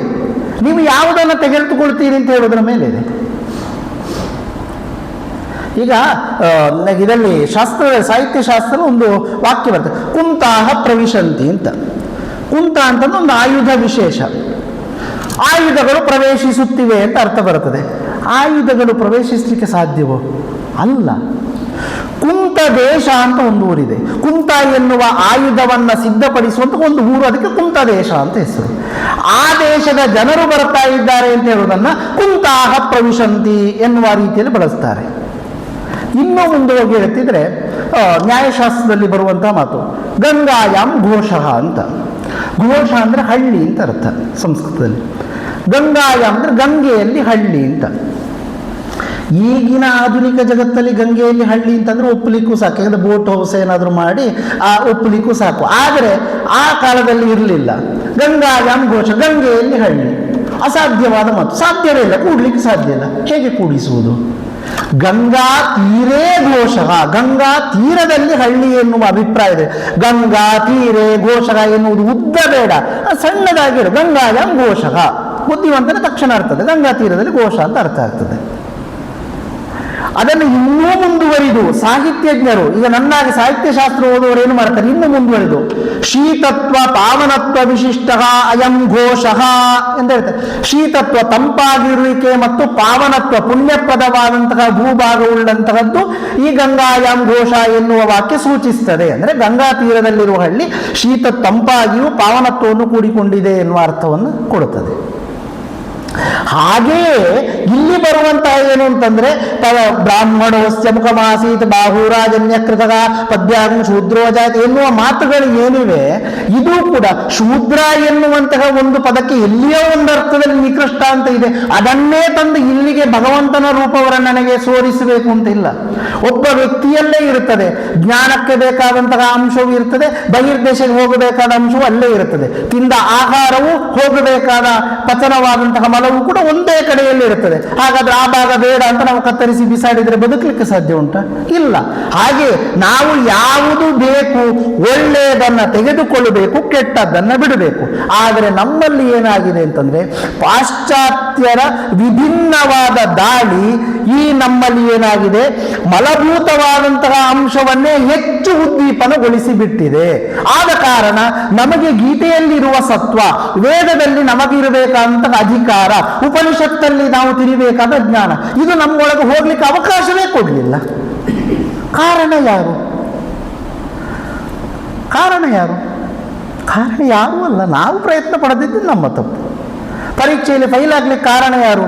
ಆಮೇಲೆ ಮ್ಯಾನೇಜ್ಮೆಂಟ್ನವರು ಬಂದು ಅಧ್ಯಾಪಕರನ್ನ ಬೈಬೋದು. ತಪ್ಪು ಯಾರದು? ವಿದ್ಯಾರ್ಥಿಗಳು ಓದದೇ ಇದ್ದದ್ದು. ಪಾಪ ಅಧ್ಯಾಪಕರು ಏನು ಮಾಡ್ಲಿಕ್ಕೆ ಸಾಧ್ಯ? ಹೇಳಿದ್ದು ಉದಾಹರಣೆಗೆ. ಅದೇ ಪ್ರಕಾರವಾಗಿ ಪ್ರತಿಯೊಬ್ಬ ವ್ಯಕ್ತಿಯೂ ಕೂಡ ತಾನು ತಿರಿಬೇಕು ಎನ್ನುವ ಭಾವದಿಂದ ಗೀತೆಯ ಬಳಿಗೆ ಹೋದಾಗ ಅವನಿಗದು ಕೈಪಿಡಿ ಆಗುತ್ತದೆ. ಆ 4 ವರ್ಣಗಳು ಹೇಗೆ ನಿರ್ಣಯ ಆಗ್ತದೆ? ಗುಣ ಕರ್ಮ, ಅವನ ಗುಣ, ಅವನು ಮಾಡುವಂತಹ ಕರ್ಮಗಳಿಂದ ಅದು ನಿರ್ಣಯವಾಗುತ್ತದೆ. ಜ್ಞಾನದ ಕಡೆಗೆ ಸಾಗುವವನು, ಜಗತ್ತಿಗೆ ಜ್ಞಾನದ ಮುಖಾಂತರ ಬೋಧನೆಯನ್ನ ಕೊಡಬಲ್ಲಂತಹ ವ್ಯಕ್ತಿ ವೇದವನ್ನ, ಶಾಸ್ತ್ರವನ್ನ, ಉಪನಿಷತ್ತನ್ನ ಚೆನ್ನಾಗಿ ಅಭ್ಯಾಸ ಮಾಡಿ ಅದಕ್ಕೆ ಬೇಕಾದಂತಹ ವೇಷಭೂಷಣದೊಂದಿಗೆ ಅದನ್ನೇ ಅನುಸಂಧಾನ ಮಾಡುತ್ತಾ ಜಗತ್ತಿಗೆ ಯಾರು ಕೊಡ್ತಾ ಇದ್ದಾನೋ ಅವನು ಬ್ರಾಹ್ಮಣ ಅಂತ ಕರೆಯಲ್ಪಡುತ್ತಾನೆ. ವಾಸ್ತವಿಕವಾಗಿ ಕ್ರಮೇಣ ಏನಾಯಿತು, ಅದನ್ನು ಸ್ವಲ್ಪ ಹಾಗೆ ಬದಲಿಸಿದ್ರು. ನಮಗೂ ಕೂಡ ಗೊತ್ತಾಗಲಿಲ್ಲ ಬದಲಿಸಿದ್ದೇನು ಅಂತಂದರೆ, ಆ ಪಂಗಡದಲ್ಲಿ ಬಂದವರು ಮಾತ್ರ ಬ್ರಾಹ್ಮಣರು ಅಂತ ಒಂದು ಬಂದರು, ಅದಕ್ಕೊಂದಷ್ಟು ವ್ಯವಸ್ಥೆಗಳನ್ನು ಮಾಡಿಕೊಂಡ್ರು. ಹಾಗಾದರೆ ನನ್ನನ್ನು ಕೇಳಬಹುದು, ಯಾಕೆಂದರೆ ಹಾಗಾದರೆ ಬ್ರಾಹ್ಮಣ್ಯ ಎನ್ನುವುದಿಲ್ಲ. ನಿಜವಾಗಿಯೂ ಇದೆ. ಯಾರು ಸತ್ವಯುತವಾದಂತಹ ಅಂಶವನ್ನ ಜಗತ್ತಿಗೆ ಕೊಡಬೇಕಿತ್ತೋ ಅವರು ಸತ್ವಯುತವಾದ ಅಂಶವನ್ನ ಜಗತ್ತಿಗೆ ಕೊಡದೇ ಇರುವುದು ಈ ಅಧಃಪತನ ಕಾರಣ. ಇದು ಈಗ ಅವರ ಮೇಲೆ ಆಗುತ್ತಾ ಇರುವಂತಹ ದಾಳಿ. ಹಾಗಾದರೆ ಕಾರಣ ಯಾರಾಯಿತು? ನಾವು ಯಾಕೆ ಅಂತಂದರೆ ಯಾರು ದೂಷಿಸ್ತಾರೋ ಅವರಿಗೆ ಬೇಕಾದ ಜ್ಞಾನವನ್ನು ನಾವು ಕೊಡಲಿಲ್ಲ. ಮಹಾತ್ಮರ ಅನಾಸಕ್ತಿ ಯೋಗ, ಭಗವದ್ಗೀತೆಯನ್ನು ಅನಾಸಕ್ತಿ ಯೋಗ ಅಂತ ಮಹಾತ್ಮರು ಹೇಳಿದ್ದಾರೆ. ಅನಾಸಕ್ತಿ ಎನ್ನುವುದು ಭಗವದ್ಗೀತೆಯಲ್ಲಿ ಬರುತ್ತದೆ. ಯಾವುದೇ ಕರ್ಮಗಳಲ್ಲಿ ಅಪೇಕ್ಷೆ ಇರಬಾರದು, ನಾವು ತಟಸ್ಥವಾಗಿರಬೇಕು ಎನ್ನುವುದು ಅಭಿಪ್ರಾಯ. ಎಲ್ಲ ಕಡೆಯಲ್ಲಿ ತಟಸ್ಥವಾಗಿರುವುದು ಕೂಡ ಸರಿಯಲ್ಲ. ಒಂದು ಉಪನಿಷತ್ತಿನ ಒಂದು ಕತೆ ಬರುತ್ತದೆ. ಒಂದು ಊರಿನಲ್ಲಿ, ಅಂದರೆ ಅದನ್ನು ಸಾರವನ್ನು ಹೇಳ್ತೇನೆ. ಒಂದು ಊರಿನಲ್ಲಿ ಒಬ್ಬ ಹುಡುಗ ಇದ್ದ. ಆ ಹುಡುಗನಿಗೆ ಬೇರೆ ಬೇರೆ ಊರಿಗೆ ಹೋಗಿ ಒಂದಷ್ಟು ಕಥೆಗಳನ್ನು ಹೇಳಿ ಬರುವಂತಹದ್ದು ಇದಾಗಿತ್ತು. ಪುರಾಣ ಕಾಲದ ಹುಡುಗ ಅಂತ ಇಟ್ಕೊಳ್ಳಿ. ಆ ಹುಡುಗ ಏನು ಮಾಡ್ತಾರೆ, ಒಂದು ಊರಿಗೆ ಹೋಗಬೇಕಾದ್ರೆ ಒಂದು ಹಾವಿಗೆ ಆ ಊರಿನ ಮಕ್ಕಳೆಲ್ಲ ತುಂಬ ಹಿಂಸೆ ಕೊಡ್ತಾ ಇದ್ರು. ಆ ಹಾವಿಗೆ ಅವನು ಬೋಧನೆ ಮಾಡಿದ, ನೀನು ಹೀಗಿದ್ರಾಗುವುದಿಲ್ಲ, ಅವನು ಹೆದರಿಸಬೇಕು ಅಂತ.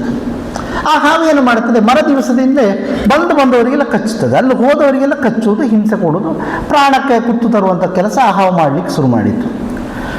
ಮುಂದಿನ ಸಲ ಬಂದಾಗ ಆ ಊರಿನವರೆಲ್ಲ, ನೀವು ಬಂದು ಹೋದ ಮೇಲೆ ಮರೆಯಲಿ, ಈ ಹಾವು ನಮಗೆ ಎಷ್ಟು ಉಪದ್ರ ಕೊಡುತ್ತದೆ ಅಂತ ಆಯಿತು. ಆ ಹುಡುಗ ಆ ಹಾವನ್ನು ಕರೆದು ಆ ಹಾವಿನ ಹತ್ರ ಹೇಳ್ತಾನಂತೆ, ನೀನು ಈ ರೀತಿ ಮಾಡಬಾರದು ಅಂತ. ಮತ್ತೆ ವಾಪಸ್ ಹಾವು ತಂಡಾಯಿತು. ಆ ತಂಡಾದ ಹಾವಿಗೆ ಮತ್ತೆ ಬಡಿಲಿಕ್ಕೆ ಶುರು ಮಾಡಿದರು ಊರಿನವರು. ಇನ್ನೊಂದು ಸಲ ಬಂದಾಗ ಆ ಹಾವು ಹಾಗೆ ಏಟು ಬಿದ್ದುಕೊಂಡು ಪ್ರಾಣ ಉತ್ಕ್ರಮಣದ ಸ್ಥಿತಿಯಲ್ಲಿದೆ. ಹುಡುಕಿರ್ತಿ, ಯಾಕೆ ಹೀಗಾಯಿತು? ಅಲ್ಲ, ನೀವು ತಂಡಿರಬೇಕು ಅಂತ ನಾನು ತಂಡಿದ್ದೆ. ಮರೆಯ ನಾನು ಹಾಗೆ ಹೇಳಿದ್ದಲ್ಲ, ಎಲ್ಲಿ ತಂಡಿರಬೇಕು ಅಲ್ಲಿ ತಂಡಿರಬೇಕು, ಸತ್ವದ ಜೊತೆಗೆ ಸತ್ವವಾಗಿರಬೇಕು, ರಜಸ್ಸಿನ ಜೊತೆಗೆ ರಜಸ್ಸಾಗಿರಬೇಕು, ತಮಸ್ಸಿನ ಜೊತೆಗೆ ತಮೋ ಗುಣವಿರಬೇಕು. ಅದಕ್ಕೆ ನಮ್ಮ ಪ್ರತ್ಯಕ್ಷ ಉದಾಹರಣೆ ಪ್ರಭು ಸೀತಾರಾಮಚಂದ್ರ, ಶ್ರೀರಾಮ. ಎಲ್ಲಿ ಕೇಳಬಹುದು, ಸುಗ್ರೀವನ ಜೊತೆಗೆ ಸಾತ್ವಿಕ ಗುಣವನ್ನು ತೋರಿಸ್ತಾನೆ, ಮುಂದೆ ಬಂದು ರಾವಣನ ಜೊತೆಗೆ ರಜೋಗುಣವನ್ನು ತೋರಿಸ್ತಾನೆ, ಅವನ ತಮ್ಮನಾದಂತಹ ಕುಂಭಕರ್ಣನಿಗೆ ತಮೋ ಗುಣವನ್ನು ತೋರಿಸ್ತಾನೆ. ಒಂದೇ ವ್ಯಕ್ತಿ 3 ಗುಣಗಳನ್ನು ಕೂಡ ತೋರಿಸ್ತಾನೆ ಅಲ್ವಾ? ಹಾಗಾದರೆ ಆ ಹಾವು ಆ ಹುಡುಗನ ಉಪದೇಶವನ್ನು ತಿಳಿಯುವಲ್ಲಿ ಆದ ಎಡವಟ್ಟಿನಿಂದ ಅದು ಪೆಟ್ಟು ತಿಂದಿತ್ತು. ಹಾಗೆಯೇ ಒಬ್ಬ ವ್ಯಕ್ತಿಯಲ್ಲಿ ರಜೋಗುಣವೂ ಇದೆ, ತಮೋ ಗುಣವೂ ಇದೆ, ಸತ್ವಗುಣವೂ ಇದೆ. ಅದೇ ಪ್ರಕಾರವಾಗಿ ಒಬ್ಬ ವ್ಯಕ್ತಿಯಲ್ಲಿ ಎಲ್ಲದೂ ಇದೆ. ಅವನು ಅದನ್ನು ಜಾಗೃತಿ ಯಾವುದನ್ನು ಗೊಳಿಸ್ತಾನೆ ಎನ್ನುವುದರ ಮೇಲೆ ಇರುವಂತಹದ್ದು. ಒಂದು ಗೊಂದಲ ಅನಿಸಬಹುದು ನಿಮ್ಮ ಮನಸ್ಸಿಗೆ. ಏನು ಅಂತಂದರೆ, ಜಾಗೃತಿಗೊಳಿಸುವುದಂದ್ರೇನು? ನೀವೊಂದು ಸಲ ನೋಡಿ, ನಿಮ್ಮ ಮಗು ಮತ್ತು ಪಕ್ಕದ ಮನೆಯ ಮಗು ಎರಡರನ್ನು ಎದುರು ನಿಲ್ಲಿಸಿ. ನಿಮ್ಮ ಮನಸ್ಸು ಎರಡೂ ಮಕ್ಕಳ ಮೇಲೆ ಒಂದೇ ಏಕಕಾಲದಲ್ಲಿ ಒಂದೇ ಭಾವದಲ್ಲಿರಲಿಕ್ಕೆ ಸಾಧ್ಯವೋ ಅಂತ ಪ್ರಶ್ನಿಸಿ. ಅಸಾಧ್ಯ. ಯಾಕೆ? ಇದು ನನ್ನದು, ಇದು ಅವರದ್ದು ಎನ್ನುವ ಒಂದು ಸಣ್ಣ ಎಳೆ ಕಾಣುತ್ತದೆ. ಪ್ರೀತಿ ಒಂದೇ ಕೊಟ್ಟರು ಕೂಡ ಇದು ತನ್ನದು, ಇದು ಅಲ್ಲಿಯದ್ದು ಎನ್ನುವ ಭಾವ ನಮ್ಮಲ್ಲಿ ಬಂದುಬಿಡುತ್ತದೆ. ಆ ಭಾವದ ಎಳೆಯನ್ನೇ ಅಗಲಿಸಿ ಅಗಲಿಸಿ ಅಗಲಿಸಿ ನಮ್ಮಲ್ಲಿ ಭೇದವನ್ನು ಉಂಟು ಮಾಡಿ ಅವನ ಮೇಲೆ ಇವನು ಕೆಳಗೆ ಹೀಗೆ ಹೀಗೆ ನಮ್ಮನ್ನು ಹುಟ್ಟಿಕೊಂಡು ನಾವೇ ಬಡಿದಾಡುವಂತೆ ಮಾಡಿದ ವ್ಯವಸ್ಥಿತವಾದಂತಹ ನಮ್ಮ ಸ್ವಾತಂತ್ರ್ಯದ ಹರಣ ಇಂದಿಗೂ ಕೂಡ ಆಗುತ್ತಾ ಇದೆ. ನಾವು ಸ್ವಾತಂತ್ರ್ಯ ಪಡೆದಂತಹ ಭಾರತದಲ್ಲಿ ಇರುವಂತಹ ಅಸ್ವಾತಂತ್ರ್ಯ ವ್ಯಕ್ತಿಗಳ ರೀತಿಯಲ್ಲೇ ಇದ್ದೇವೆ. ಯಾಕೆಂದ್ರೆ ಗೀತೆಯ ತಾತ್ಪರ್ಯ ನಮ್ಮಲ್ಲಿ ಇನ್ನೂ ಕೂಡ ಇಳಿಲಿಲ್ಲ. ಆ ಭಾವ ನಮ್ಮಲ್ಲಿ ಇಳಿಬೇಕು ಅಂತಂದ್ರೆ ನಾವು ಅದನ್ನು ಓದಬೇಕು. ಹಾಗೆ ಇನ್ನು ಆ ಗೀತೆ ಯಾಕೆ ಕೈಪಿಡಿ ಆಗಬೇಕು ಅಂತಂದ್ರೆ, ನಮಗೆ ಬಾಯಿ ಚಪಲ ಹೆಚ್ಚು, ತಿನ್ನುವಲ್ಲಿ ನಾವು ಸ್ವಾಭಾವಿಕ, ಪ್ರತಿಯೊಬ್ಬ ವ್ಯಕ್ತಿ ಕೂಡ ಆಹಾರದ ಮೇಲೆ ಪ್ರೀತಿ ಇದೆ. ಈ ಕೊರೋನಾ ಬಂದ ಮೇಲೆ ಸ್ವಲ್ಪ ನಾವು ಜಾಗ್ರತೆ ಮಾಡಲಿಕ್ಕೆ ಶುರು ಮಾಡಿದ್ದೇವೆ. ಅಂದರೆ ಧೂಳು ಇದ್ದದ್ದು ತಿನ್ನುವುದಿಲ್ಲ, ಕೈ ತೊಳೆದು ತಿಂತೇವೆ, ಮನೆಗೆ ಬರಬೇಕಾದ್ರೆ ಕೈ ತೊಳಿಬೇಕು. ಇದೆಲ್ಲ ಕೊರೋನಾ ಟೈಮಲ್ಲಿ ತುಂಬ ಇತ್ತು. ಈಗಂತೂ ಸ್ವಲ್ಪ ಕೈಕಾಲು ತೊಳೆದು ಬರುವುದು ಆ ಪದ್ಧತಿ ಇದೆ. ಅದಕ್ಕಿಂತ ಮೊದಲು ಒಂದು 5 ವರ್ಷ ಹಿಂದೆ, ಕೊರೋನಾಕ್ಕಿಂತ 5 ವರ್ಷ ಹಿಂದೆ ಹೋಗಿ ನೋಡಿ, ಸ್ವಾಭಾವಿಕ ಒಂದು 65-70% ಮನೆಯಲ್ಲಿಯೂ ಕೂಡ ಶಾಲೆಯಿಂದ ಅಥವಾ ಹೊರಗಡೆ ಹೋಗಿ ಕೂಡ ಕೈಕಾಲು ತೊಳೆದು ಒಳಗೆ ಬರುವ ಪದ್ಧತಿ ಇಲ್ಲ. ಅಂದರೆ ಇದೇ ಇಲ್ಲ ಅಂತ ಎಲ್ಲರ ಮನೆಯಲ್ಲಿ ಹೇಳಿದ್ರೆ ಅದು 65% ಮನೆಯಲ್ಲಿಲ್ಲ. ನಾವು ಸ್ವಾಭಾವಿಕವಾಗಿ ಪ್ರಶ್ನಿಸಿ ನೋಡ್ತೇವೆ. ಯಾಕೆ ಅಂತಂದರೆ, ಈ ನಮಗೆ ಯೂನಿವರ್ಸಿಟಿಯಿಂದ ಕೆಲವು ಕಾಲೇಜುಗಳಿಗೆ ಓದಲಿಕ್ಕೆ ಈ ರೀತಿಯಾಗಿ ಹೋಗ್ಲಿಕ್ಕಿರುತ್ತೆ. ನಾವು ಮಕ್ಕಳಲ್ಲಿ ಪ್ರಶ್ನೆ ಕೇಳಿದಾಗ ಸುಮ್ಮನೆ ಕೇಳ್ತೇನೆ. ಪ್ರಶ್ನೆ ಕೇಳಿದಾಗ ಮನೆಯಿಂದ ಕಾಲೇಜಿಗೆ ಹೋದ ಕೂಡಲೇ ಏನು ಮಾಡ್ತೀರಿ? ಹೋದ ಕೂಡಲೇ ಬ್ಯಾಗ್ ಇಡ್ತೇವೆ, ಅಮ್ಮ ತಿಂಡಿ ಮಾಡ್ತೇವೆ, ತಿಂಡಿ ತಿಂತಾರೆ. ಮಧ್ಯದಲ್ಲಿ ಏನು ಮಾಡುವುದಿಲ್ಲ. ಹಾಗಾದರೆ ಉತ್ತರ ಏನಾಯಿತು? ಕೈಕಾಲು ತೊಳೆಯುವುದು ಯಾವುದು ಇರಲಿಲ್ಲ ಅಂತ ಹೇಳುವುದು ಅದರಲ್ಲಿ ಗೂಢಾಂಶ ಅದೇ ಅಲ್ಲಿ. ಆದರೆ ಅದು ಯಾವುದೂ ನಮ್ಮಲ್ಲಿರಲಿಲ್ಲ. ನಾವು ಶುಚಿಯಾಗಿ ತಿನ್ನುವುದಿಲ್ಲ. ಅದನ್ನೇ ಗೀತೆಯಲ್ಲಿ 17ನೇ ಅಧ್ಯಾಯದಲ್ಲಿ ಹೇಳ್ತಾರೆ, ಅಶುಚಿಯಾದ ಯಾವ ಪದಾರ್ಥವನ್ನು ತಿಂದರೂ ಕೂಡ ನಮ್ಮ ಮನಸ್ಸು ಕೂಡ ಅಶುಚಿಯಾಗುತ್ತದೆ. ಇಡೀ ಒಂದು ಅಧ್ಯಾಯ ಭಗವಂತ ನಮ್ಮ ಆಹಾರ ಪ್ರಕ್ರಿಯೆಗೋಸ್ಕರ ಕೊಟ್ಟಿದ್ದಾನೆ ಅಂತಂದರೆ ಭಗವಂತನಲ್ಲಿ ಎಷ್ಟು ವಿಜ್ಞಾನದ ಅಂಶ ಇತ್ತು ಅಂತ ಹೇಳ್ತಾನೆ. ಕೃಷ್ಣನನ್ನು ಒಬ್ಬ ಸಾತ್ವಿಕ ವ್ಯಕ್ತಿ ಅಂತ ತಿಳಿದುಕೊಳ್ಳಿ. ಆ ಸಾತ್ವಿಕ ವ್ಯಕ್ತಿಯಲ್ಲಿ ಎಷ್ಟು ವಿಜ್ಞಾನದ ಅಂಶಗಳು ತುಂಬಿತ್ತು ಅಂತ ಯೋಚನೆ ಮಾಡಿ. ಇಡೀ 16 ಅಧ್ಯಾಯಗಳನ್ನು ಮುಗಿಸಿ 17ನೇ ಅಧ್ಯಾಯದಲ್ಲಿ ಅವನ ಆಹಾರದ ಬಗ್ಗೆ ಹೇಳ್ತಾನೆ. ಯಾವ ಆಹಾರವನ್ನು ಎಷ್ಟು ಪ್ರಮಾಣದಲ್ಲಿ ಹೇಗೆ ತಿನ್ನಬೇಕು ಅಂತ. ಈಗ ನಾವೆಲ್ಲರೂ ಕೂಡ ನಮ್ಮ ಕೈಯಲ್ಲಿರುವಂತಹ ಒಂದು ವಾಣಿಯ ಮುಖಾಂತರ ಹೀಗೆ ನೋಡ್ತೇವೆ. ಇವರು ಹೀಗೆ ಇದ್ರು, ಇವರು ಹೀಗೆ ಇದ್ದು ಅಂತ ನಾವು ನಮ್ಮ ಡಯಟ್ ಮಾಡೋದು ಎಲ್ಲದು. ಈ ಡಯಟಿನ ಪದ್ಧತಿಯನ್ನು ಮೊದಲೇ ಕೃಷ್ಣ ಭಗವದ್ಗೀತೆಯಲ್ಲಿ ಹೇಳಿ ಆಗಿದೆ 17ನೇ ಅಧ್ಯಾಯದಲ್ಲಿ. ನಾವು ನೋಡದೇ ಇದ್ರೆ ನಾವು ಅದನ್ನು ಬ್ರಾಹ್ಮಣರ ಪುಸ್ತಕ ಅಥವಾ ಉತ್ಕೃಷ್ಟ ವಂಶದವರ ಪುಸ್ತಕ ಅಥವಾ ಹಿಂದೂಗಳದ್ದು, ಅದು ನಮಗೆ ಅಸ್ಪೃಶ್ಯ, ಮತ್ತೊಂದು ಅದನ್ನು ನಾವು ಸುಟ್ಟಾಕ್ತೀವಿ. ಕೆಲವರಂತೂ ಸುಟ್ಟಾಕ್ಲಿಕ್ಕೆ ಹೊರಟಿದ್ದಾರೆ. ಸುಟ್ಟಾಕಿದ್ರೆ ಯಾವುದೋ ಒಂದು ಇದು ಪ್ರಕಾಶನದ ಪುಸ್ತಕ ಸುಟ್ಟಾಕಬಹುದು. ಆದರೆ ನಮ್ಮ ಮನೆಯಲ್ಲಿದ್ದ ಪುಸ್ತಕವನ್ನು ಹೇಗೆ ಸುಟ್ಟಾಕ್ಲಿಕ್ಕೆ ಸಾಧ್ಯ? ಮೂರ್ಖತನದ ಮಾತುಗಳು, ಅದು ಬಿಡಿ. ಆ ರೀತಿಯ ಮಾತುಗಳು ಬೇಕಾದಷ್ಟು ಬರುತ್ತದೆ. ಅದಕ್ಕೆ ನಾವು ತಲೆ ಕೆಡಿಸಿಕೊಳ್ಳೇಬಾರದು. ಯಾಕೆಂದ್ರೆ ಕೃಷ್ಣ ಭಗವದ್ಗೀತೆಯಲ್ಲಿ ಅದನ್ನೇ ಹೇಳ್ತಾನೆ. ಏನು ಹೇಳ್ತಾನೆ ಅಂತಂದ್ರೆ, ನಮ್ಮದಲ್ಲದೆ ಇರುವಂತಹ ವಿಚಾರಗಳನ್ನು ನಮ್ಮದು ಅಂತ ನಾವು ತುಂಬಿಕೊಂಡ ಕೂಡ ನಮ್ಮ ಮನಸ್ಸು ಕಲುಷಿತವಾಗುತ್ತದೆ ಅಂತ, ಉದ್ವಿಗ್ನ ಸ್ಥಿತಿ ಆಗುತ್ತದೆ. ಆ ಉದ್ವಿಗ್ನ ಸ್ಥಿತಿಯನ್ನು ಯಾವತ್ತೂ ಮಾಡಿಕೊಳ್ಳಬೇಡ ಅಂತ. ಕೃಷ್ಣ ಮತ್ತು ಅರ್ಜುನ ಮಧ್ಯದಲ್ಲಿ ಬಂದು ರಥ ನಿಂತಾಗ ಯಾಕೆ ನಿನಗೆ ಇದಾಗುತ್ತದೆ ಅಂತ ಅವಾಗವನು ಕೃಷ್ಣನ ಹತ್ರ ಅರ್ಜುನ ಹೇಳ್ತಾನೆ, ನಾನೀಗ ಬಾಣ ಬಿಡಬೇಕಾದ ಯಾರಿಗೆ? ನನ್ನ ಗುರುಗಳಿಗೆ, ನನ್ನ ಮುತ್ತಜ್ಜನಿಗೆ, ನನ್ನ ದೊಡ್ಡಪ್ಪನಿಗೆ, ನನ್ನ ದೊಡ್ಡಪ್ಪನ ಮಕ್ಕಳಿಗೆ, ನನ್ನ ಮಾವನಿಗೆ, ಇವರನ್ನೆಲ್ಲ ನಾನು ಕೊಂದು ರಾಜ್ಯವನ್ನು ಆಳಬೇಕು ನನಗೆ. ಆವಾಗ ಕೃಷ್ಣ ಹೇಳುವ ಮಾತು, ನೀನು ರಾಜ್ಯಕ್ಕೋಸ್ಕರ ಯುದ್ಧ ಮಾಡುವುದಲ್ಲ, ಈಗ ನೀನು ಧರ್ಮಕ್ಕೋಸ್ಕರ ಯುದ್ಧ ಮಾಡು.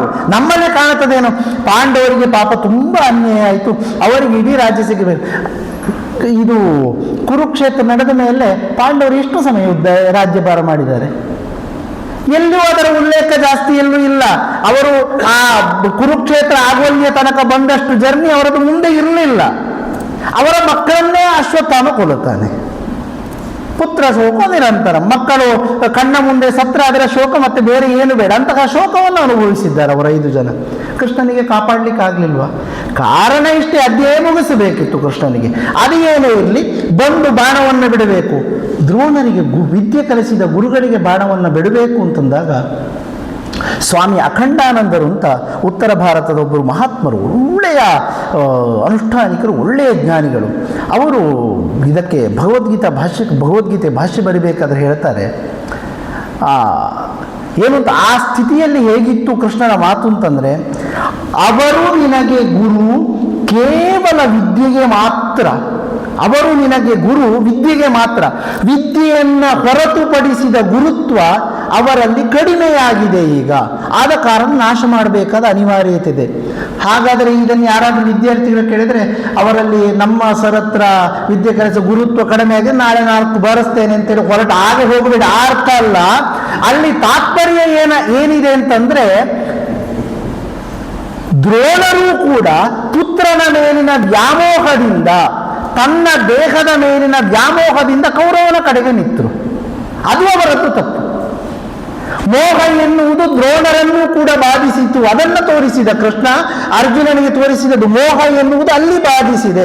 ಆ ಮೋಹದಿಂದ ಹೊರಗೆ ಬರಲಿಕ್ಕೆ ಅಂತಹ ಜ್ಞಾನಿಯಾದಂತಹ ದ್ರೋಣರಿಗೂ ಅಸಾಧ್ಯವಾಯಿತು. ಇನ್ನು ನಿಮ್ಮಾಗಿರುವವರನ್ನು ಬಿಡಿ. 2ನೇ ವಿಷಯ, ನಾವು ದ್ರೋಣರು ಕಲಿತಷ್ಟು ವಿದ್ಯೆಯನ್ನು ನೆನಪಿಟ್ಟುಕೊಳ್ಳಿಕ್ಕೆ, ಅವರು ಯಾವುದಾದ್ರು ಕಲ್ತಿದ್ದಾರೆ ಅಂತ ಇಂಡೆಕ್ಸ್ ಮಾಡಿ ನಮಗೆ ನೆನಪಿಟ್ಟುಕೊಳ್ಳಿಕ್ಕೆ ಸಾಧ್ಯ ಇಲ್ಲ. ಅಂತಹ ದ್ರೋಣರಿಗೆ ಆ ಮೋಹ ಬಿಡಲಿಲ್ಲ ಅಂತೆ, ಇನ್ನು ನಮಗೆ ಎಷ್ಟು ಮೋಹ ಇರಬಹುದು ನಾವು ಯೋಚನೆ ಮಾಡಬೇಕು. ಅದು ಬಿಡಿ. ಅಂತಹ ದ್ರೋಣರನ್ನ ಕೊಲ್ಲಲೇಬೇಕು, ಅನಿವಾರ್ಯತೆ. ಯಾಕೆ? ಧರ್ಮ ಸಂರಕ್ಷಣೆ ಆಗಬೇಕು. ನಿನ್ನ ಅಣ್ಣ ಅಂತಂದ್ರೆ ಸಾಕ್ಷಾತ್ ಯಮಧರ್ಮನ ಪುತ್ರ, ಧರ್ಮವೇ ಮೂರ್ತ ರೂಪದಲ್ಲಿ ಜಗತ್ತಿಗೆ ಬಂದಂತವನು ಧರ್ಮರಾಯ. ಯಮಧರ್ಮನ ಅನುಗ್ರಹದಿಂದ ಬಂದಂತಹ ವ್ಯಕ್ತಿ ಅವನು ಧರ್ಮರಾಯ. ಅವನು ಧರ್ಮ ತಪ್ಪಿ ಯಾವತ್ತೂ ಮಾಡುವುದಿಲ್ಲ ಕಾರ್ಯವನ್ನು. ಹಾಗಿರಬೇಕಾದರೆ ನೀನು ಮಾಡಬೇಕಾದ ಅನಿವಾರ್ಯತೆ. ಅವನನ್ನು ಸಂರಕ್ಷಣೆ ಮಾಡಲಿಕ್ಕೋಸ್ಕರವೇ ನಿನ್ನನ್ನು ಕಳಿಸಿದ್ದು ಇಂದ್ರ. ನೀನು ನಿನಗೋಸ್ಕರ ಬಂದದ್ದಲ್ಲ, ಧರ್ಮವನ್ನು ಕಾಪಾಡಲಿಕ್ಕೋಸ್ಕರ ಇಂದ್ರ ಬಂದಂತಹದ್ದು. ನೀನು ಮಾಡಬೇಕು ಕೆಲಸವನ್ನು ಅಂತ ಎಚ್ಚರಿಸ್ತಾನೆ ಅಂತ ಸ್ವಾಮಿ ಅಖಂಡಾನಂದರು ಹೇಳ್ತಾರೆ. ಹಾಗಾದರೆ ಭೀಮನ ಪಾತ್ರ ಏನು? ಇದು ಭಗವದ್ಗೀತೆ ಸ್ವಲ್ಪ ಹೊರಗಡೆ ಬಂದೆ. ಭೀಮನ ಪಾತ್ರ ಏನು? ಭೀಮ ವಾಯುಪುತ್ರ, ಅತ್ಯಂತ ಚಂಚಲವಾದಂತಹ ವಾಯುವಿನ ಪುತ್ರ. ಎಲ್ಲಿಯೂ ಚಂಚಲವಾಗದೇ ಇರುವ ಮನಸ್ಥಿತಿಯನ್ನು ಜಗತ್ತಿಗೆ ತೋರಿಸ್ತಾನೆ. ಎಲ್ಲರಿಗೂ ಯುದ್ಧ ಬೇಡವೋ ಎನ್ನುವ ಮನಸ್ಥಿತಿ ಬಂದಿತ್ತು, ಆದರೆ ಯುದ್ಧ ಬೇಕೇ ಬೇಕು ಎನ್ನುವಂತಹ ಹಠ ಇದ್ದದ್ದು ಭೀಮನಿಗೊಬ್ಬನಿಗೆ. ಅಂದರೆ ಅತ್ಯಂತ ಚಂಚಲವಾದಂತಹ ಮನುಷ್ಯನ ಏನು ಮನಸ್ಸಿದೆ ಅದನ್ನು ನಿಗ್ರಹದಲ್ಲಿ ಇಡಬೇಕು ಎನ್ನುವ ಸೂಚನೆ ಜಗತ್ತಿಗೆ ಆ ಕೃಷ್ಣ ಭೀಮನ ಮುಖಾಂತರ ಕೊಡುತ್ತಾನೆ. ಈ 5 ವ್ಯಕ್ತಿಗಳಿದ್ದಾರಲ್ವ, ಇದು 5 ಇಂದ್ರಿಯಗಳು ಮನುಷ್ಯನ, ಪಂಚೇಂದ್ರಿಯಗಳ ರೂಪವನ್ನು ಕೊಡುತ್ತಾನೆ ಕೃಷ್ಣ. ಬೆಳಗರೆ ಕೃಷ್ಣಶಾಸ್ತ್ರಿಗಳ ಒಂದು ಪುಸ್ತಕವನ್ನು ಬರೆದಿದ್ದಾರೆ, ಯೋಗದಾಗೆಲ್ಲ ಐತೆ ಅಂತ, ಯೋಗದಲ್ಲಿ ಎಲ್ಲವೂ ಇದೆ ಅಂತ. ಅವರ ಗ್ರಂಥದಲ್ಲಿ ಒಂದು ಪ್ರವಚನದಲ್ಲಿ ಹೇಳುತ್ತಾರೆ, ಪಾಂಡವರು ಅಂದ್ರೆ ಯಾರು ಅಂತಂದ್ರೆ 5 ಇಂದ್ರಿಯಗಳು. ಆ 5 ಇಂದ್ರಿಯಗಳನ್ನು ನಿಗ್ರಹದಲ್ಲಿ ಇಟ್ಟುಕೊಂಡಂತಹ ಏನು ಆತ್ಮ ಇದೆ ಅದೇ ಭಗವಂತ. ಇದೇ ಯುದ್ಧ ಮಾಡಿದ್ದು. ಯಾರ ಜೊತೆಗೆ ಯುದ್ಧ ಮಾಡಿದ್ದು? ತನ್ನಲ್ಲಿರುವಂತಹ ಕೆಟ್ಟ ಅಂಶಗಳ ಜೊತೆಗೆ ಯುದ್ಧ ಮಾಡಿದ್ದು. ಸತ್ಯಯುಗದಲ್ಲಿ ಸತ್ಯ ಮಾತ್ರ ಇತ್ತು. 2ನೇ ರಾಮಾಯಣಕ್ಕೆ ಬಂದಾಗ ಏನಾಯಿತು? ಒಂದು ಸಮುದ್ರದ ಆ ಕಡೆ ಈ ಕಡೆ ಸತ್ಯಾಸತ್ಯ ಇತ್ತು. ದ್ವಾಪರಕ್ಕೆ ಬಂದ ಒಂದು ಮನೆಯಲ್ಲಿತ್ತು, ಕಲಿಯುಗದಲ್ಲಿ ದೇಹದಲ್ಲಿದೆ. ಬಿಡಿ, ಆ ರೀತಿಯಾಗಿ ಬಂದಂತಹದ್ದು. ಅಂತಹ ಸಾಮವೇದವನ್ನ ಅರಗಿಸಿಕೊಂಡು ಸಾಕ್ಷಾತ್ ಪರಶಿವನನ್ನ ಸಾಕ್ಷಾತ್ಕರಿಸಿದಂತಹ ರಾವಣನೂ ಒಬ್ಬ ಸಾಮವೇದ ಅಧ್ಯಯನ ಮಾಡಿದಂತಹ ಜ್ಞಾನಿ ಬ್ರಾಹ್ಮಣನಾಗಿದ್ದ.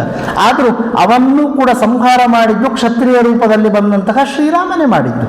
ಯಾರೋ ಧರ್ಮ ಪ್ರಕಾರವಿಲ್ಲವೋ ಅವನು ಯಾರೇ ಆಗಿದ್ರೂ ಕೂಡ ಅವನನ್ನು ನಾಶ ಮಾಡುವುದು ಭಗವಂತ ಯಾವುದೋ ಒಂದು ರೂಪದಲ್ಲಿ ಬಂದು ಮಾಡಿಯೇ ಮಾಡ್ತಾನೆ.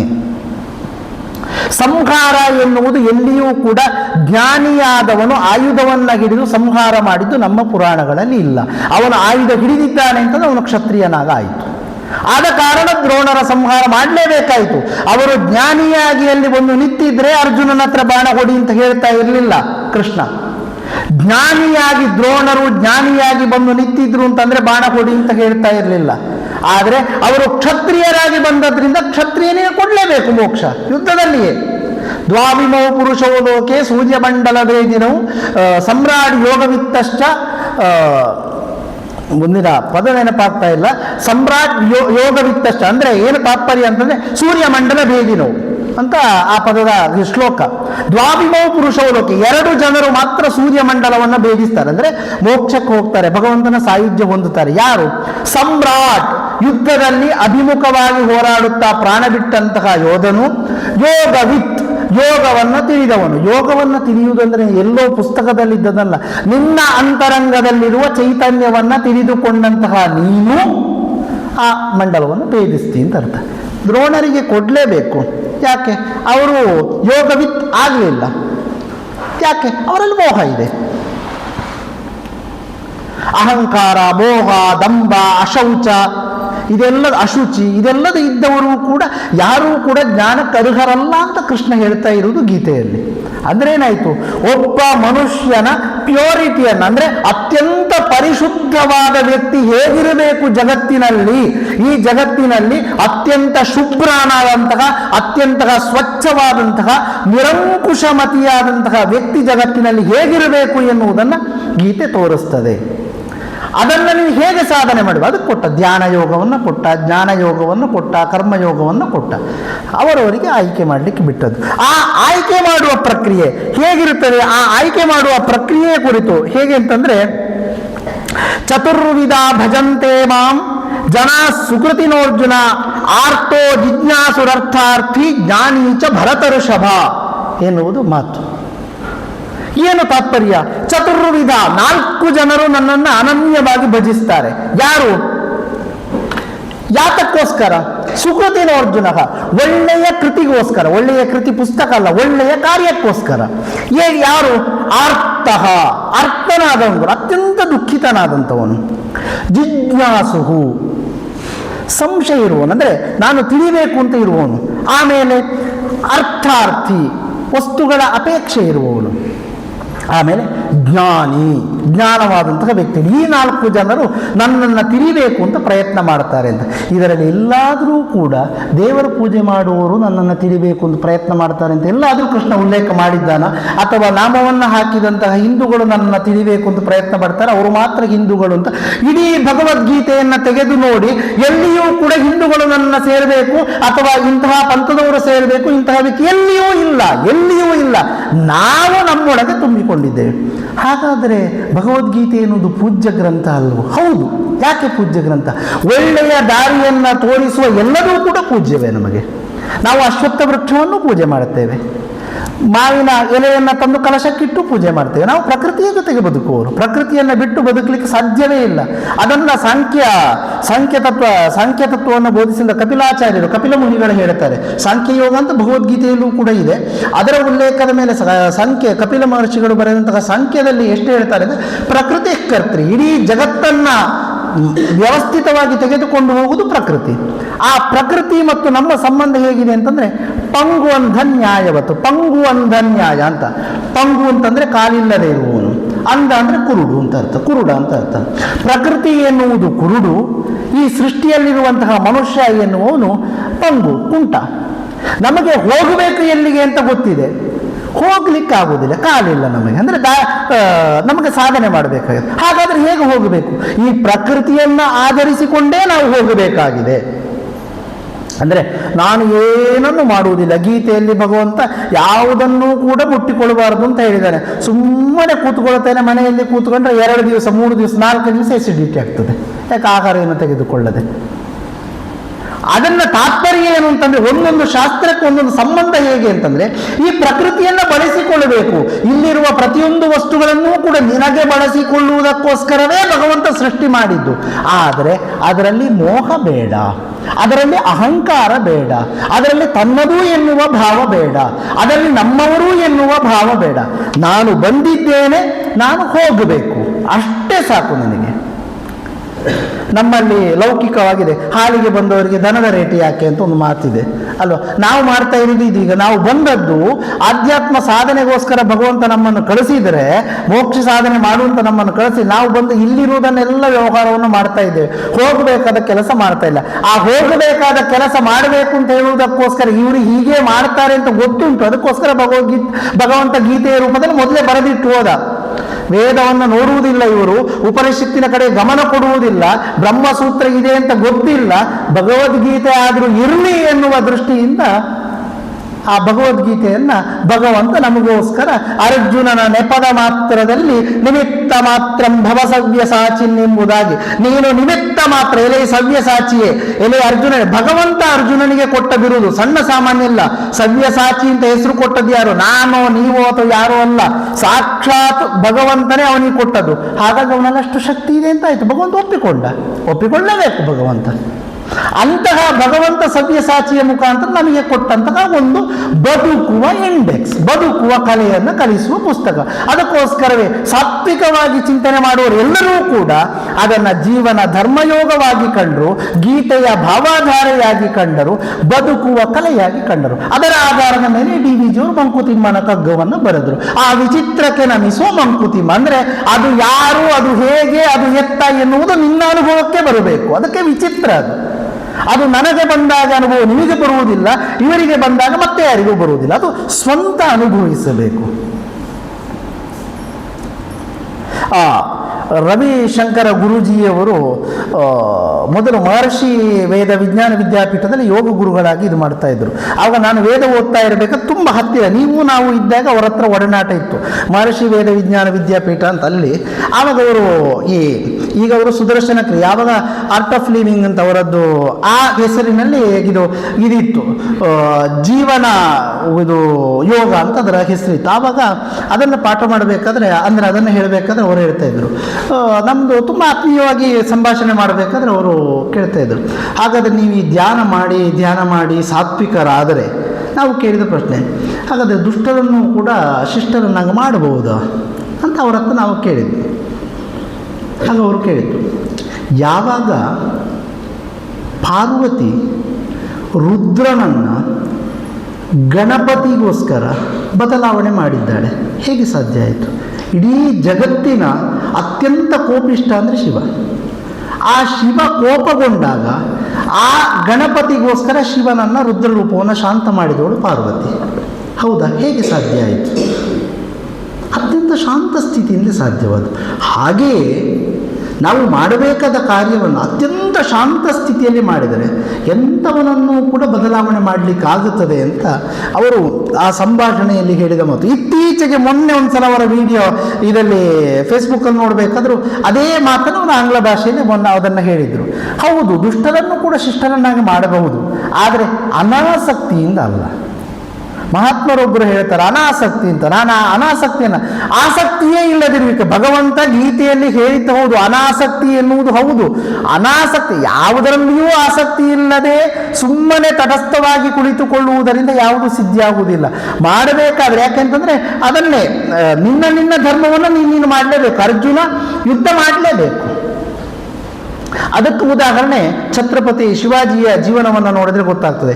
ಯುದ್ಧ ಮಾಡಬೇಕು, ಮೊಘಲರ ದಾರಿ ಆಗುತ್ತಾ ಇದೆ, ಶಿವಾಜಿಯವರು ಹೊರಡಬೇಕು, ಆದರೆ ಶಿವಾಜಿಯವರ ಗ್ರಹ ದೃಷ್ಟಿಯಿಂದಾಗಿ ಅನುಷ್ಠಾನ ಆಗಲೇಬೇಕು. ಅವಾಗ ರಾಮದಾಸರಿಗೆ ಹೇಳ್ತಾರೆ, ಸಮರ್ಥ ರಾಮದಾಸರಿಗೆ ಹೇಳ್ತಾರೆ, ಅಪ್ಪ ಶಿವಾಜಿ, ನೀನು ಹೋಗು, ನಿನ್ನ ಸಲುವಾಗಿ ನಾನು ಅನುಷ್ಠಾನ ಮಾಡ್ತೇನೆ, ನಾನು ಆಯುಧ ಹಿಡಿಯುವಾಗಿಲ್ಲ, ನೀನು ತಪಸ್ಸು ಮಾಡುವಾಗಿಲ್ಲ ಅಂತ ಅವರನ್ನು ಶಿವಾಜಿಯನ್ನು ಕಳಿಸ್ತಾರೆ. ಯುದ್ಧ ಮಾಡ್ತಾನೆ, ಗೆದ್ದು ಬರುತ್ತಾನೆ. ನಮ್ಮ ಸನಾತನ ಭಾರತದ ಸಂಭ್ರಾಟವನ್ನು. ಹಾಗಾದ್ರೆ ತಾತ್ಪರ್ಯ ಏನಾಯಿತು? ಎಲ್ಲರೂ ಅನುಷ್ಠಾನ ಮಾಡಲಿಕ್ಕಾಗುವುದಿಲ್ಲ, ಎಲ್ಲರೂ ಯುದ್ಧ ಮಾಡಲಿಕ್ಕಾಗುವುದಿಲ್ಲ. ಈಗ ಚಿನ್ಮಯ ಮಿಷನ್ನ ನಮ್ಮ ಇವರು ಅವರ ಹೆಸರು ನೆನಪಾಗ್ತಾ ಇಲ್ಲ, ಗುರುಜಿ ಇದ್ದಾರೆ, ಇದು ಅವರು ಹೆಸರು ನೆನಪಾಗ್ತಾ ಇಲ್ಲ, ಮೂಲತಃ ಕೇರಳದವರು. ಪೂರ್ವಾಶ್ರಮದಲ್ಲಿ ಅವರದ್ದು ಆನಂದ್ ಮೆನನ್ ಅಂತ ಪ್ರಾಯ ಅವರ ಹೆಸರು ಕಾಣುತ್ತದೆ. ಅವರು ಚಿನ್ಮಯ ಮಿಷನ್ನ ಸಂಸ್ಥಾಪಕರು. ಅವರು ಈ ಸ್ವಾತಂತ್ರ್ಯ ಹೋರಾಟದ ಸಮಯದಲ್ಲಿ ಯಾರು ಸನ್ಯಾಸಿಗಳು, ಯಾರು ಶಾಸ್ತ್ರಜ್ಞರು, ಯಾರು ವಿದ್ವಾಂಸರು, ಯಾರು ಹೋರಾಟಕ್ಕೆ ಬರುವುದಿಲ್ಲ, ಇವರೆಲ್ಲ ಸುಮ್ಮನೆ ಉಪನ್ಯಾಸ ಕೊಡಲಿಕ್ಕೆ ಇರುವುದು ಅಂತೇಳಿ ಇದು ಋಷಿಕೇಶದಲ್ಲಿರುವಂತಹ ತಮಿಳುನಾಡಿನ ಮೂಲದ ಒಬ್ಬರು ಋಷಿಗಳ ಆಶ್ರಮಕ್ಕೆ ಹೋಗುತ್ತಾರೆ. ಹೋಗಿ ಒಂದು ದಿವಸ ಅವರ ದಿನಚರಿಯನ್ನು ನೋಡ್ತಾರೆ. ಬೆಳಗ್ಗೆ 4 ಗಂಟೆಗೆ ಇರ್ತಾರೆ. ಅವರು ವೈದ್ಯರಾಗಿದ್ದವರು, ಜೀವನದಲ್ಲಿ ವೈರಾಗ್ಯವನ್ನು ಪಡೆದು ಅವರು ಅನುಷ್ಠಾನ ಇತ್ಯಾದಿಗಳನ್ನು ಮಾಡ್ತಾ ಅವರಿಗಾಗುವ ಬಂದ ರೋಗಿಗಳಿಗೆ ಚಿಕಿತ್ಸೆಯನ್ನು ಮಾಡ್ತಾ ಇದ್ದಂತಹ ವ್ಯಕ್ತಿ ಅವರು. ಆ ವ್ಯಕ್ತಿ ಅಲ್ಲಿಗೆ ಬರುತ್ತಾರೆ. ಅವರು ಪತ್ರಕರ್ತರಾಗಿದ್ದರು. ಈ ಆನಂದ್ ಮೆನನ್ ಎನ್ನುವರು ಪತ್ರಕರ್ತರಾಗಿದ್ದರು. ಅವರು ಅಲ್ಲಿಗೆ ಬರುತ್ತಾರೆ. ಬಂದ ಅವರ ದಿನಚರಿಯನ್ನು ನೋಡ್ತಾರೆ. 1 ದಿವಸ ನೋಡ್ತಾರೆ, 2 ದಿವಸ ನೋಡ್ತಾರೆ, ಒಂದು 15 ದಿವಸ ನೋಡಿದಾಗ ಆ ವ್ಯಕ್ತಿ ಕಾಣುತ್ತದೆ. ಇದಲ್ಲ ಬದಲಾವಣೆಯ ಪ್ರಕ್ರಿಯೆ, ಇದಲ್ಲ. ವಾಸ್ತವಿಕವಾಗಿ ಹೊರಗಡೆ ಬದಲಾವಣೆ ಮಾಡುವುದಕ್ಕಿಂತ ಮೊದಲು ಒಳಗಡೆ ಬದಲಾವಣೆ ಆಗಬೇಕಾಗಿದೆ. ಹೊರಗಡೆ ಬದಲಾವಣೆ ಆಗುವುದಕ್ಕಿಂತ ಮೊದಲು ಒಳಗಡೆ ಬದಲಾವಣೆ ಆಗಬೇಕಾಗಿದೆ ಅಂತ ಅವರು ಮನಗಂಡು ಅವರಿಂದ ಸನ್ಯಾಸವನ್ನು ತೆಗೆದುಕೊಂಡು ಇವತ್ತು ಚಿನ್ಮಯ ಮಿಷನ್ ಅನ್ನ ಸಂಸ್ಥಾಪನೆಯನ್ನು ಮಾಡಿ ಗೀತೆಯನ್ನು ಪ್ರಚಾರ ಮಾಡ್ತಾ ಇದ್ದಾರೆ. ಆ ವ್ಯಕ್ತಿ ಮೊದಲು ಅತ್ಯಂತ ನಾಸ್ತಿಕನಾಗಿ ಪತ್ರಕರ್ತನಾಗಿ ಕೆಲಸ ಮಾಡ್ತಾ ಇದ್ದಂಥ ವ್ಯಕ್ತಿ. MA LLM ಓದಿದಂತಹ ವ್ಯಕ್ತಿ ಅವರು. ಅಂತಹ ವ್ಯಕ್ತಿ ಇವತ್ತು ಆಧ್ಯಾತ್ಮಿಕದ ಕಡೆಗೆ ಬಂದಿದ್ದಾರೆ ಅಂತಂದ್ರೆ ತಾತ್ಪರ್ಯ ಇಷ್ಟೇ, ನಾವು ನಮ್ಮ ಒಳಗಿನ ಅಂಶವನ್ನ ತಿಳಿದುಕೊಳ್ಳುವಲ್ಲಿ ಪ್ರಯತ್ನ ಪಟ್ಟಿತು ಅಂತಂದ್ರೆ ಹೊರಗಡೆಯದ್ದು ಎಲ್ಲದೂ ಕೂಡ ಬರುತ್ತದೆ. ವಿಶ್ವರೂಪ ದರ್ಶನ ಯೋಗೋ ನಾಮ ಏಕಾದಶೋಧ್ಯಾಯಕ ಹೇಳಿದ್ದಿದೆ, ಎಲ್ಲರೂ ನನ್ನಲ್ಲೇ ಇದೆ. ನನ್ನಲ್ಲೇ ಇದೆ ಅಂತಂದ್ರೆ ಭಗವಂತನಲ್ಲಿದೆ ಅಂತಲ್ಲ, ನಿಮ್ಮಲ್ಲೂ ಕೂಡ ಅದಿದೆ, ಇಡೀ ಸೃಷ್ಟಿ ಇದೆ, ನೀವು ತಿಳಿದುಕೊಳ್ಳುವುದಿಲ್ಲ ಅಷ್ಟೇ. ಅದನ್ನ ಕೃಷ್ಣ 11ನೇ ಅಧ್ಯಾಯದಲ್ಲಿ ಹೇಳಿದೆ. ವಿಶ್ವರೂಪದಲ್ಲಿ ನಾವು ತಿಳಿದುಕೊಳ್ಳಬೇಕದನ್ನು. ನನ್ನಲ್ಲಿ ಹೇಗಿದೆ, ನನ್ನ ಅನುಗ್ರಹಕ್ಕೋಸ್ಕರ ನೀನೇನೇನು ಮಾಡಿದ್ದಿ ಅಂತ, ಮದನುಗ್ರಹಾಯ ಪರಂ, ನನಗೋಸ್ಕರ ಏನೇನು ಮಾಡಿದ್ದಿ ಅಂತ ಅರ್ಜುನ ಪ್ರಶ್ನೆ ಮಾಡ್ತಾನೆ. ಅದಕ್ಕೆ ಕೃಷ್ಣ ಹೇಳ್ತಾನೆ, ನಿನಗೋಸ್ಕರ ಮಾಡಿದ್ದಲ್ಲ ಇದು ಯಾವುದೂ ಎಲ್ಲ, ಇದು ಎಲ್ಲದೂ ಇದೆ, ನೀನು ತಿಳಿದುಕೋ ಎನ್ನುವ ಭಾವದಿಂದ ನಾನು ಹೇಳಿದ್ದು. ಅಂದರೆ ಎಲ್ಲಿಯೂ ನನ್ನ ಗಂಟೆ ಹಿಡಿದುಕೊಂಡು ಪೂಜಿಸು, ನನಗೆ ಹಾರವನ್ನು ಹಾಕು, ನನಗೆ ಆರತಿಯನ್ನು ಮಾಡು, ನನಗೆ ನೈವೇದ್ಯವನ್ನು ಮಾಡು ಅಂತ ಹೇಳಲಿಲ್ಲ. ನಿನ್ನ ಆತ್ಮಾರ್ಪಣೆಯನ್ನು ಮಾಡು. ಆತ್ಮಾರ್ಪಣೆಯನ್ನು ಮಾಡು ಅಂದ್ರೆ ಜೀವ ಕೊಡು ಅಂತ ಅರ್ಥ ಅಲ್ಲ, ನಿನ್ನ ಅಂತರಂಗದ ಶುದ್ಧಿಯನ್ನು ಮಾಡು ಅಂತ ಗೀತೆಯಲ್ಲಿ ಭಗವಂತ ಹೇಳಿದಂತಹ ಮಾತು. ಈ ರೀತಿಯ ಹಲವಾರು ಅಂಶಗಳನ್ನು ತುಂಬ ನಯವಾಗಿ ಧ್ಯಾನವನ್ನು ಯಾರು ಮಾಡಬೇಕು, ಹೇಗೆ ಮಾಡಬೇಕು, ಆಹಾರಗಳು ಹೇಗೆ, ಈ 12ನೇ ಅಧ್ಯಾಯದ ಕೊನೆಯ ಶ್ಲೋಕಗಳು, ಕೊನೆಯ 6 ಶ್ಲೋಕಗಳು ಅದ್ಭುತವಾದಂತಹ ಅಂಶಗಳನ್ನು ಹೇಳುತ್ತದೆ. ಅದ್ವೇಷ್ಟ ಸರ್ವಭೂತಾನಾಂ ಮೈತ್ರ ಕರುಣ ಏವಚ ನಿರ್ಮಮೋ ನಿರಹಂಕಾರ ಸಮ ದುಃಖ ಸುಖ ಕ್ಷಮಿ. ಎಷ್ಟು ಅದ್ಭುತವಾದ ಪದ್ಯ ಅಂತಂದ್ರೆ, ಅದ್ವೇಷ್ಟ, ಯಾರನ್ನೂ ಕೂಡ ದ್ವೇಷಿಸಬೇಡ. ಸರ್ವಭೂತಾನಂ, ಎಲ್ಲ ಭೂತಗಳೆಲ್ಲ ಸೃಷ್ಟಿಯಲ್ಲಿರುವಂತಹ ಪ್ರತಿಯೊಂದು ಅಂಶಗಳನ್ನೂ ಕೂಡ ಮೈತ್ರ, ತನ್ನ ಗೆಳೆಯನಂತೆ ಕಾಣು. ಅವರ ಮೇಲೆ ಕರುಣೆಯನ್ನು ತೋರಿಸು. ನಿರ್ಮಮಃ, ಇದು ನನ್ನದು, ಇದು ನನಗೋಸ್ಕರ, ಈ ಭಾವನೆಯನ್ನು ಮೊದಲು ಬಿಟ್ಟು ಬಿಡು. ನಿರಹಂಕಾರ, ಅಹಂಕಾರವನ್ನು ಬಿಟ್ಟು ಬಿಡು. ಇದು ನಿನ್ನ ಸಮಚಿತ್ತವನ್ನು ಕಾಪಾಡು. ಯಾವುದರಿಂದ? ಸುಖ ದುಃಖ, ಸುಖ ಮತ್ತು ದುಃಖ. ಸುಖ ದುಃಖೇ ಸಮಯಕೃತ್ವ ಲಾಭಾಲಾಭೋ ಜಯಾಜಯವು. ಸುಖದಲ್ಲಿಯೂ ದುಃಖದಲ್ಲಿಯೂ ಮತಿಯನ್ನು ಸ್ಥಿರವಾಗಿಟ್ಟುಕೋ ಅಂತ. ನಮಗೆ ಸುಖವಾದಾಗ ಕುಣಿತೇವೆ, ದುಃಖವಾದಾಗ ಕುಗ್ಗುತ್ತೇವೆ. ಇದು ಎರಡೂ ಮಾಡಬೇಡ ಅಂತ ಅರ್ಜುನ ಹೇಳ್ತೇವೆ, ಅಲ್ಲ ಕೃಷ್ಣ ಹೇಳ್ತಾ ಇರುವಂಥದ್ದು. ಹಾಗಾದ್ರೆ ನಮ್ಮ ನಾಡಿಗೆ ಇರುವಂತಹ ನಾಯಕ, ಇವತ್ತು ಭಾಗ್ಯವಿಧಾತ ಆದಂತಹ ನಾಯಕ ಹೇಗಿದ್ದಾನೆ ನಾವು ಯೋಚನೆ ಮಾಡಿ. ಅವರು ಗಲ್ಫ್ ಕಂಟ್ರಿಗೆ ಹೋದಕೊಂಡು ನಮ್ಮ ವಿರುದ್ಧ ರಾಷ್ಟ್ರಕ್ಕೆ ಹೋದ್ರು ಅಂತ, ಅವರಿಗೆ ಯಾರೂ ವಿರುದ್ಧ ಎನ್ನುವ ಭಾವನೆ ಇಲ್ಲ. ಅಂತಹ ಯೋಗ ಚಿತ್ತ ನಮ್ಮಲ್ಲಿರಬೇಕು. ಇವತ್ತು ಕೃಷ್ಣನ ನಾಡಿಗೆ ಬಂದರು, ಉಡುಪಿಗೆ, ಅಂತಹ ಚಿತ್ತ ನಮ್ಮಲ್ಲಿ ಬರಬೇಕು. ನಾವು ಯಾರನ್ನು ಉದಾಹರಣೆ ಕೊಡಬೇಕು? ಯಾಕೆ ಅಂತಂದ್ರೆ ಆ ವ್ಯಕ್ತಿಯನ್ನ ನಾನು ಪಕ್ಷಾತೀತವಾಗಿ ಯೋಚನೆ ಮಾಡ್ತೇನೆ, ಆ ವ್ಯಕ್ತಿಯ ಬಗ್ಗೆ ಪಕ್ಷಾತೀತವಾಗಿ ಯೋಚನೆ ಮಾಡ್ತೇನೆ. ಅದು ಅವರ ಅಭಿಪ್ರಾಯ, ಆ ದೃಷ್ಟಿಯಿಂದ ಹೇಳ್ತಾ ಇಲ್ಲ. ಪಕ್ಷಾತೀತವಾಗಿ ನಾವು ಆ ವ್ಯಕ್ತಿಯನ್ನು ನೋಡಿದಾಗ ಅವರಲ್ಲಿ ನಿರ್ಮಮಃ, ನಿರ್ಮೋಹ, ಅದ್ವೇಷ್ಟ ಎಲ್ಲದೂ ಕೂಡ ಇದೆ. ಹಾಗಾದ್ರೆ ಅವರು ಬೈಯುವುದಿಲ್ಲ, ಬೈಯುತ್ತಾರೆ. ಯಾವುದು ತಪ್ಪು ಅಲ್ಲಿ ಮಾತ್ರ ಖಂಡನೆ, ಯಾವುದು ಹಿತವಲ್ಲ, ಯಾವುದು ದೇಶದ ಧರ್ಮಕ್ಕೆ ಹಿತವಲ್ಲ ಅಲ್ಲೂ ಮಾತ್ರ ಖಂಡನೆ.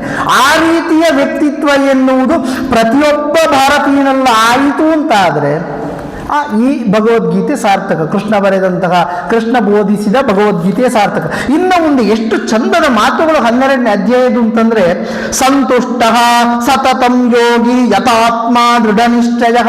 ಸಂತುಷ್ಟ, ನಮಗೆ ಸಂತೋಷ ಏನು, ತೃಪ್ತಿ ಎನ್ನುವುದಿದ್ರೆ ಯಾವ ಅಪೇಕ್ಷೆಯೂ ಇರುವುದಿಲ್ಲ. 100 ರೂಪಾಯಿ ಬಂದಾಗ ನನಗೆ 100 ರೂಪಾಯಿ ಬಂತು, ಆ ತೃಪ್ತಿ ನಮ್ಮಲ್ಲಿ ಬಂತು ಅಂತಂದ್ರೆ ನಮ್ಮ ಮನಸ್ಸು ವಿಕಾರವಾಗುವುದಿಲ್ಲ.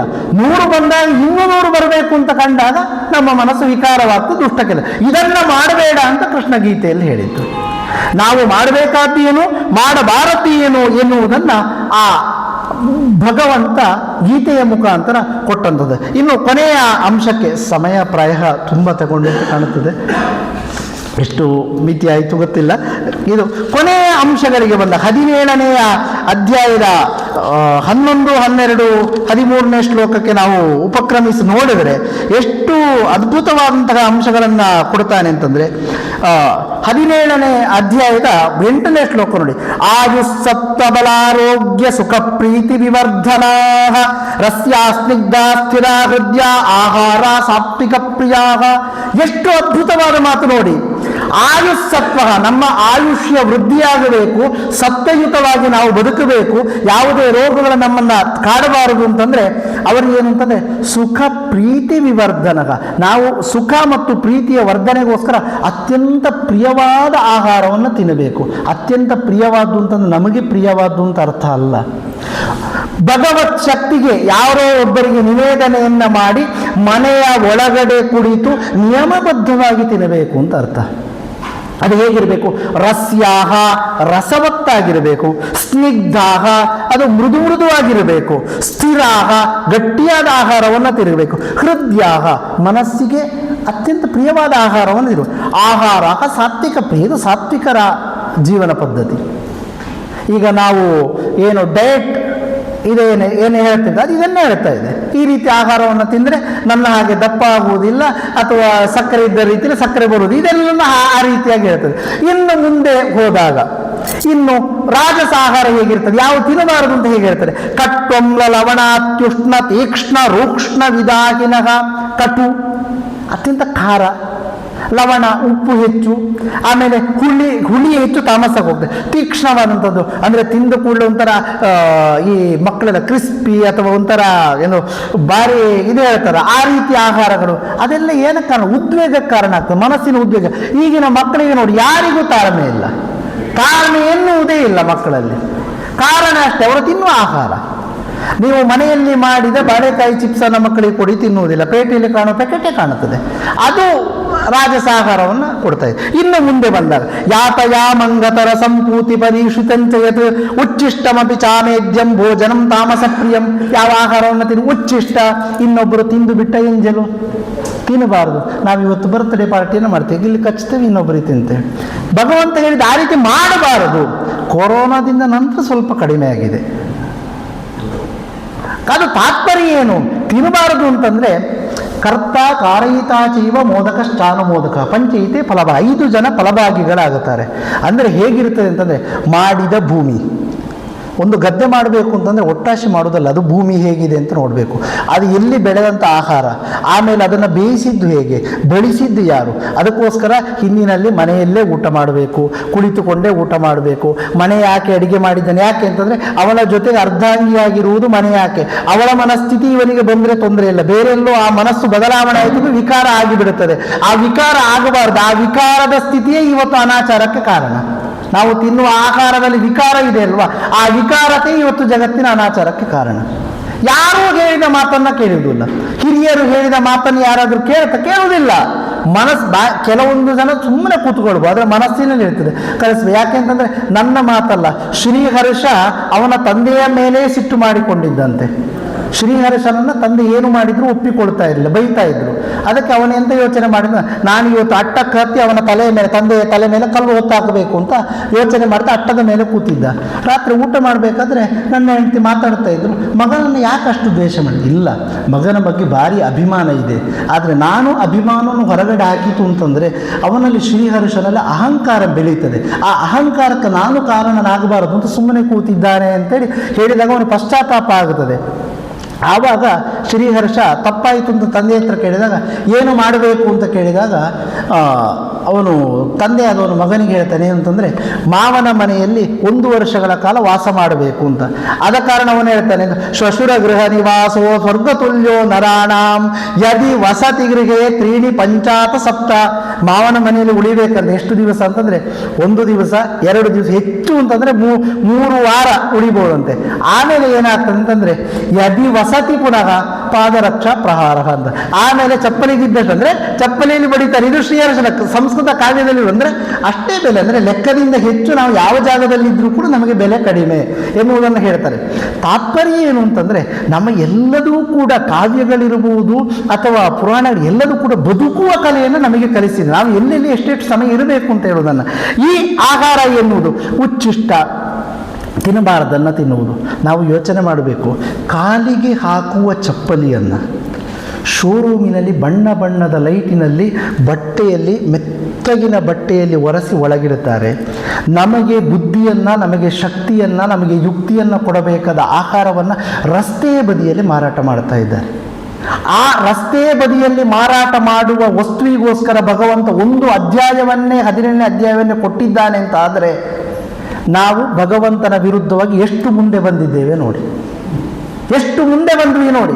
ಆ ತಿನ್ನುವ ಆಹಾರಕ್ಕೆ ನಾವು ಇವತ್ತು ಕೆಮಿಕಲನ್ನು ಹಾಕುತ್ತೇವೆ ಅಂತಂದರೆ ಆ ಭಗವಂತ ಸತ್ವಯುತವಾದ ಆಹಾರವನ್ನು ತಿನ್ನಬೇಕು ಅಂತ ಈ ಸೃಷ್ಟಿಯಲ್ಲಿ ಹಣ್ಣನ್ನು ಹೂವನ್ನು ಕೊಟ್ಟರೆ ಅದನ್ನು ನಾವು ನಮ್ಮ ಸ್ವಾರ್ಥಕ್ಕೋಸ್ಕರ ಅದಕ್ಕೆ ಕೆಮಿಕಲನ್ನು ಹಾಕಿ ಅದರ ಉತ್ಪತ್ತಿಯನ್ನು ಹೆಚ್ಚು ಮಾಡಿ ನಾವು ಬದುಕುತ್ತಾ ಇದ್ದೇವೆ ಅಂತಂದರೆ ಗೀತೆಯಿಂದ ಎಷ್ಟು ದೂರ ಬಂದಿದ್ದೇವೆ ನಾವು ಯೋಚನೆ ಮಾಡಿ. ನಾವು ಗೀತೆಯ ಜೊತೆಗೆ ಇದ್ದೇವೆ, ಪಾರಾಯಣ ಮಾಡ್ತೇವೆ ಎನ್ನುವ ಭಾವ ನಮ್ಮಲ್ಲಿರ್ಬೋದು, ಆದರೆ ಆ ಗೀತೆಯಿಂದ ಎಷ್ಟೋ ದೂರ ಬಂದುಬಿಟ್ಟಿದ್ದೇವೆ. ಹಾಗಾದರೆ ಗೀತೆಯಿಂದ ನಾವು ಏನು ಕಲಿಬೇಕು?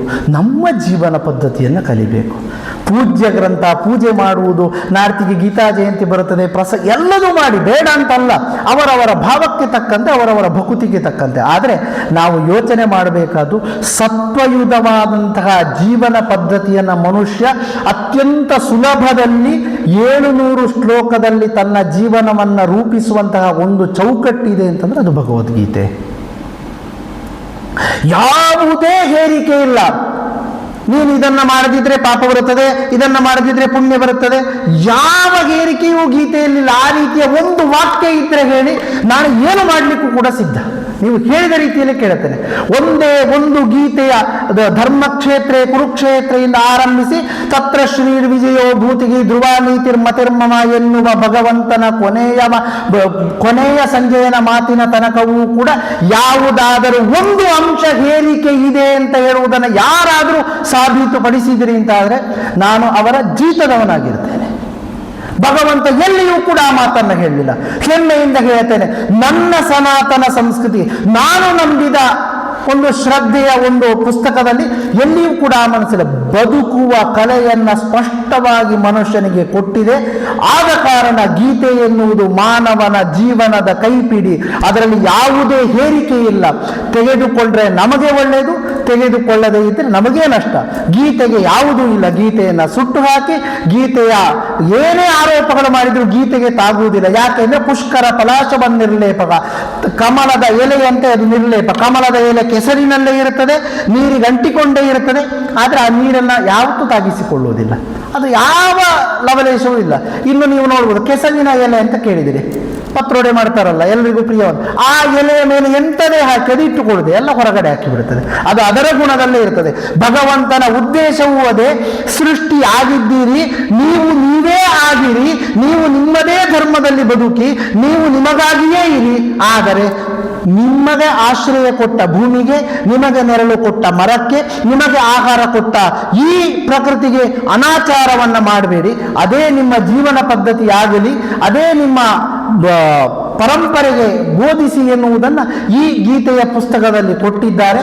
ಆದ ಕಾರಣ ಗೀತೆ ಎನ್ನುವುದು ಭಾರತದಲ್ಲಿ ಹುಟ್ಟಿದಂತಹ ಪ್ರತಿಯೊಂದು ವ್ಯಕ್ತಿಗೂ, ಹುಟ್ಟಬೇಕಾದ ಪ್ರತಿಯೊಂದು ವ್ಯಕ್ತಿಗೂ ಕೂಡ ಜೀವನವನ್ನು ಸುಲಭದಲ್ಲಿ ಸಾಗಿಸುವುದಕ್ಕೋಸ್ಕರ ಇರುವಂತಹ 700 ಶ್ಲೋಕಗಳ ಈ ಪುಟ್ಟ ಮಹಾನ್ ಗ್ರಂಥ ಏನಿದೆ, ಇದು ನಿಜಕ್ಕಾಗಿಯೂ ಮಾನವನ ಜೀವನದ ಕೈಪಿಡಿ. ಸಮಯ ಹೆಚ್ಚು ತಗೊಂಡಿದ್ರೆ ಕ್ಷಮೆ ಇರಲಿ.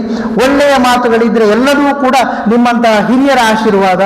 ಏನೇ ತಪ್ಪುಗಳಿದ್ರೂ ಕೂಡ ಅದು ನನ್ನ ಪ್ರಮಾದ ಅಂತ ಹೇಳ್ತಾ ಮಾತನ್ನು ಗುರುಚರಣಕ್ಕೆ ಅರ್ಪಿಸ್ತೇನೆ. ಹರೇ ರಾಮ.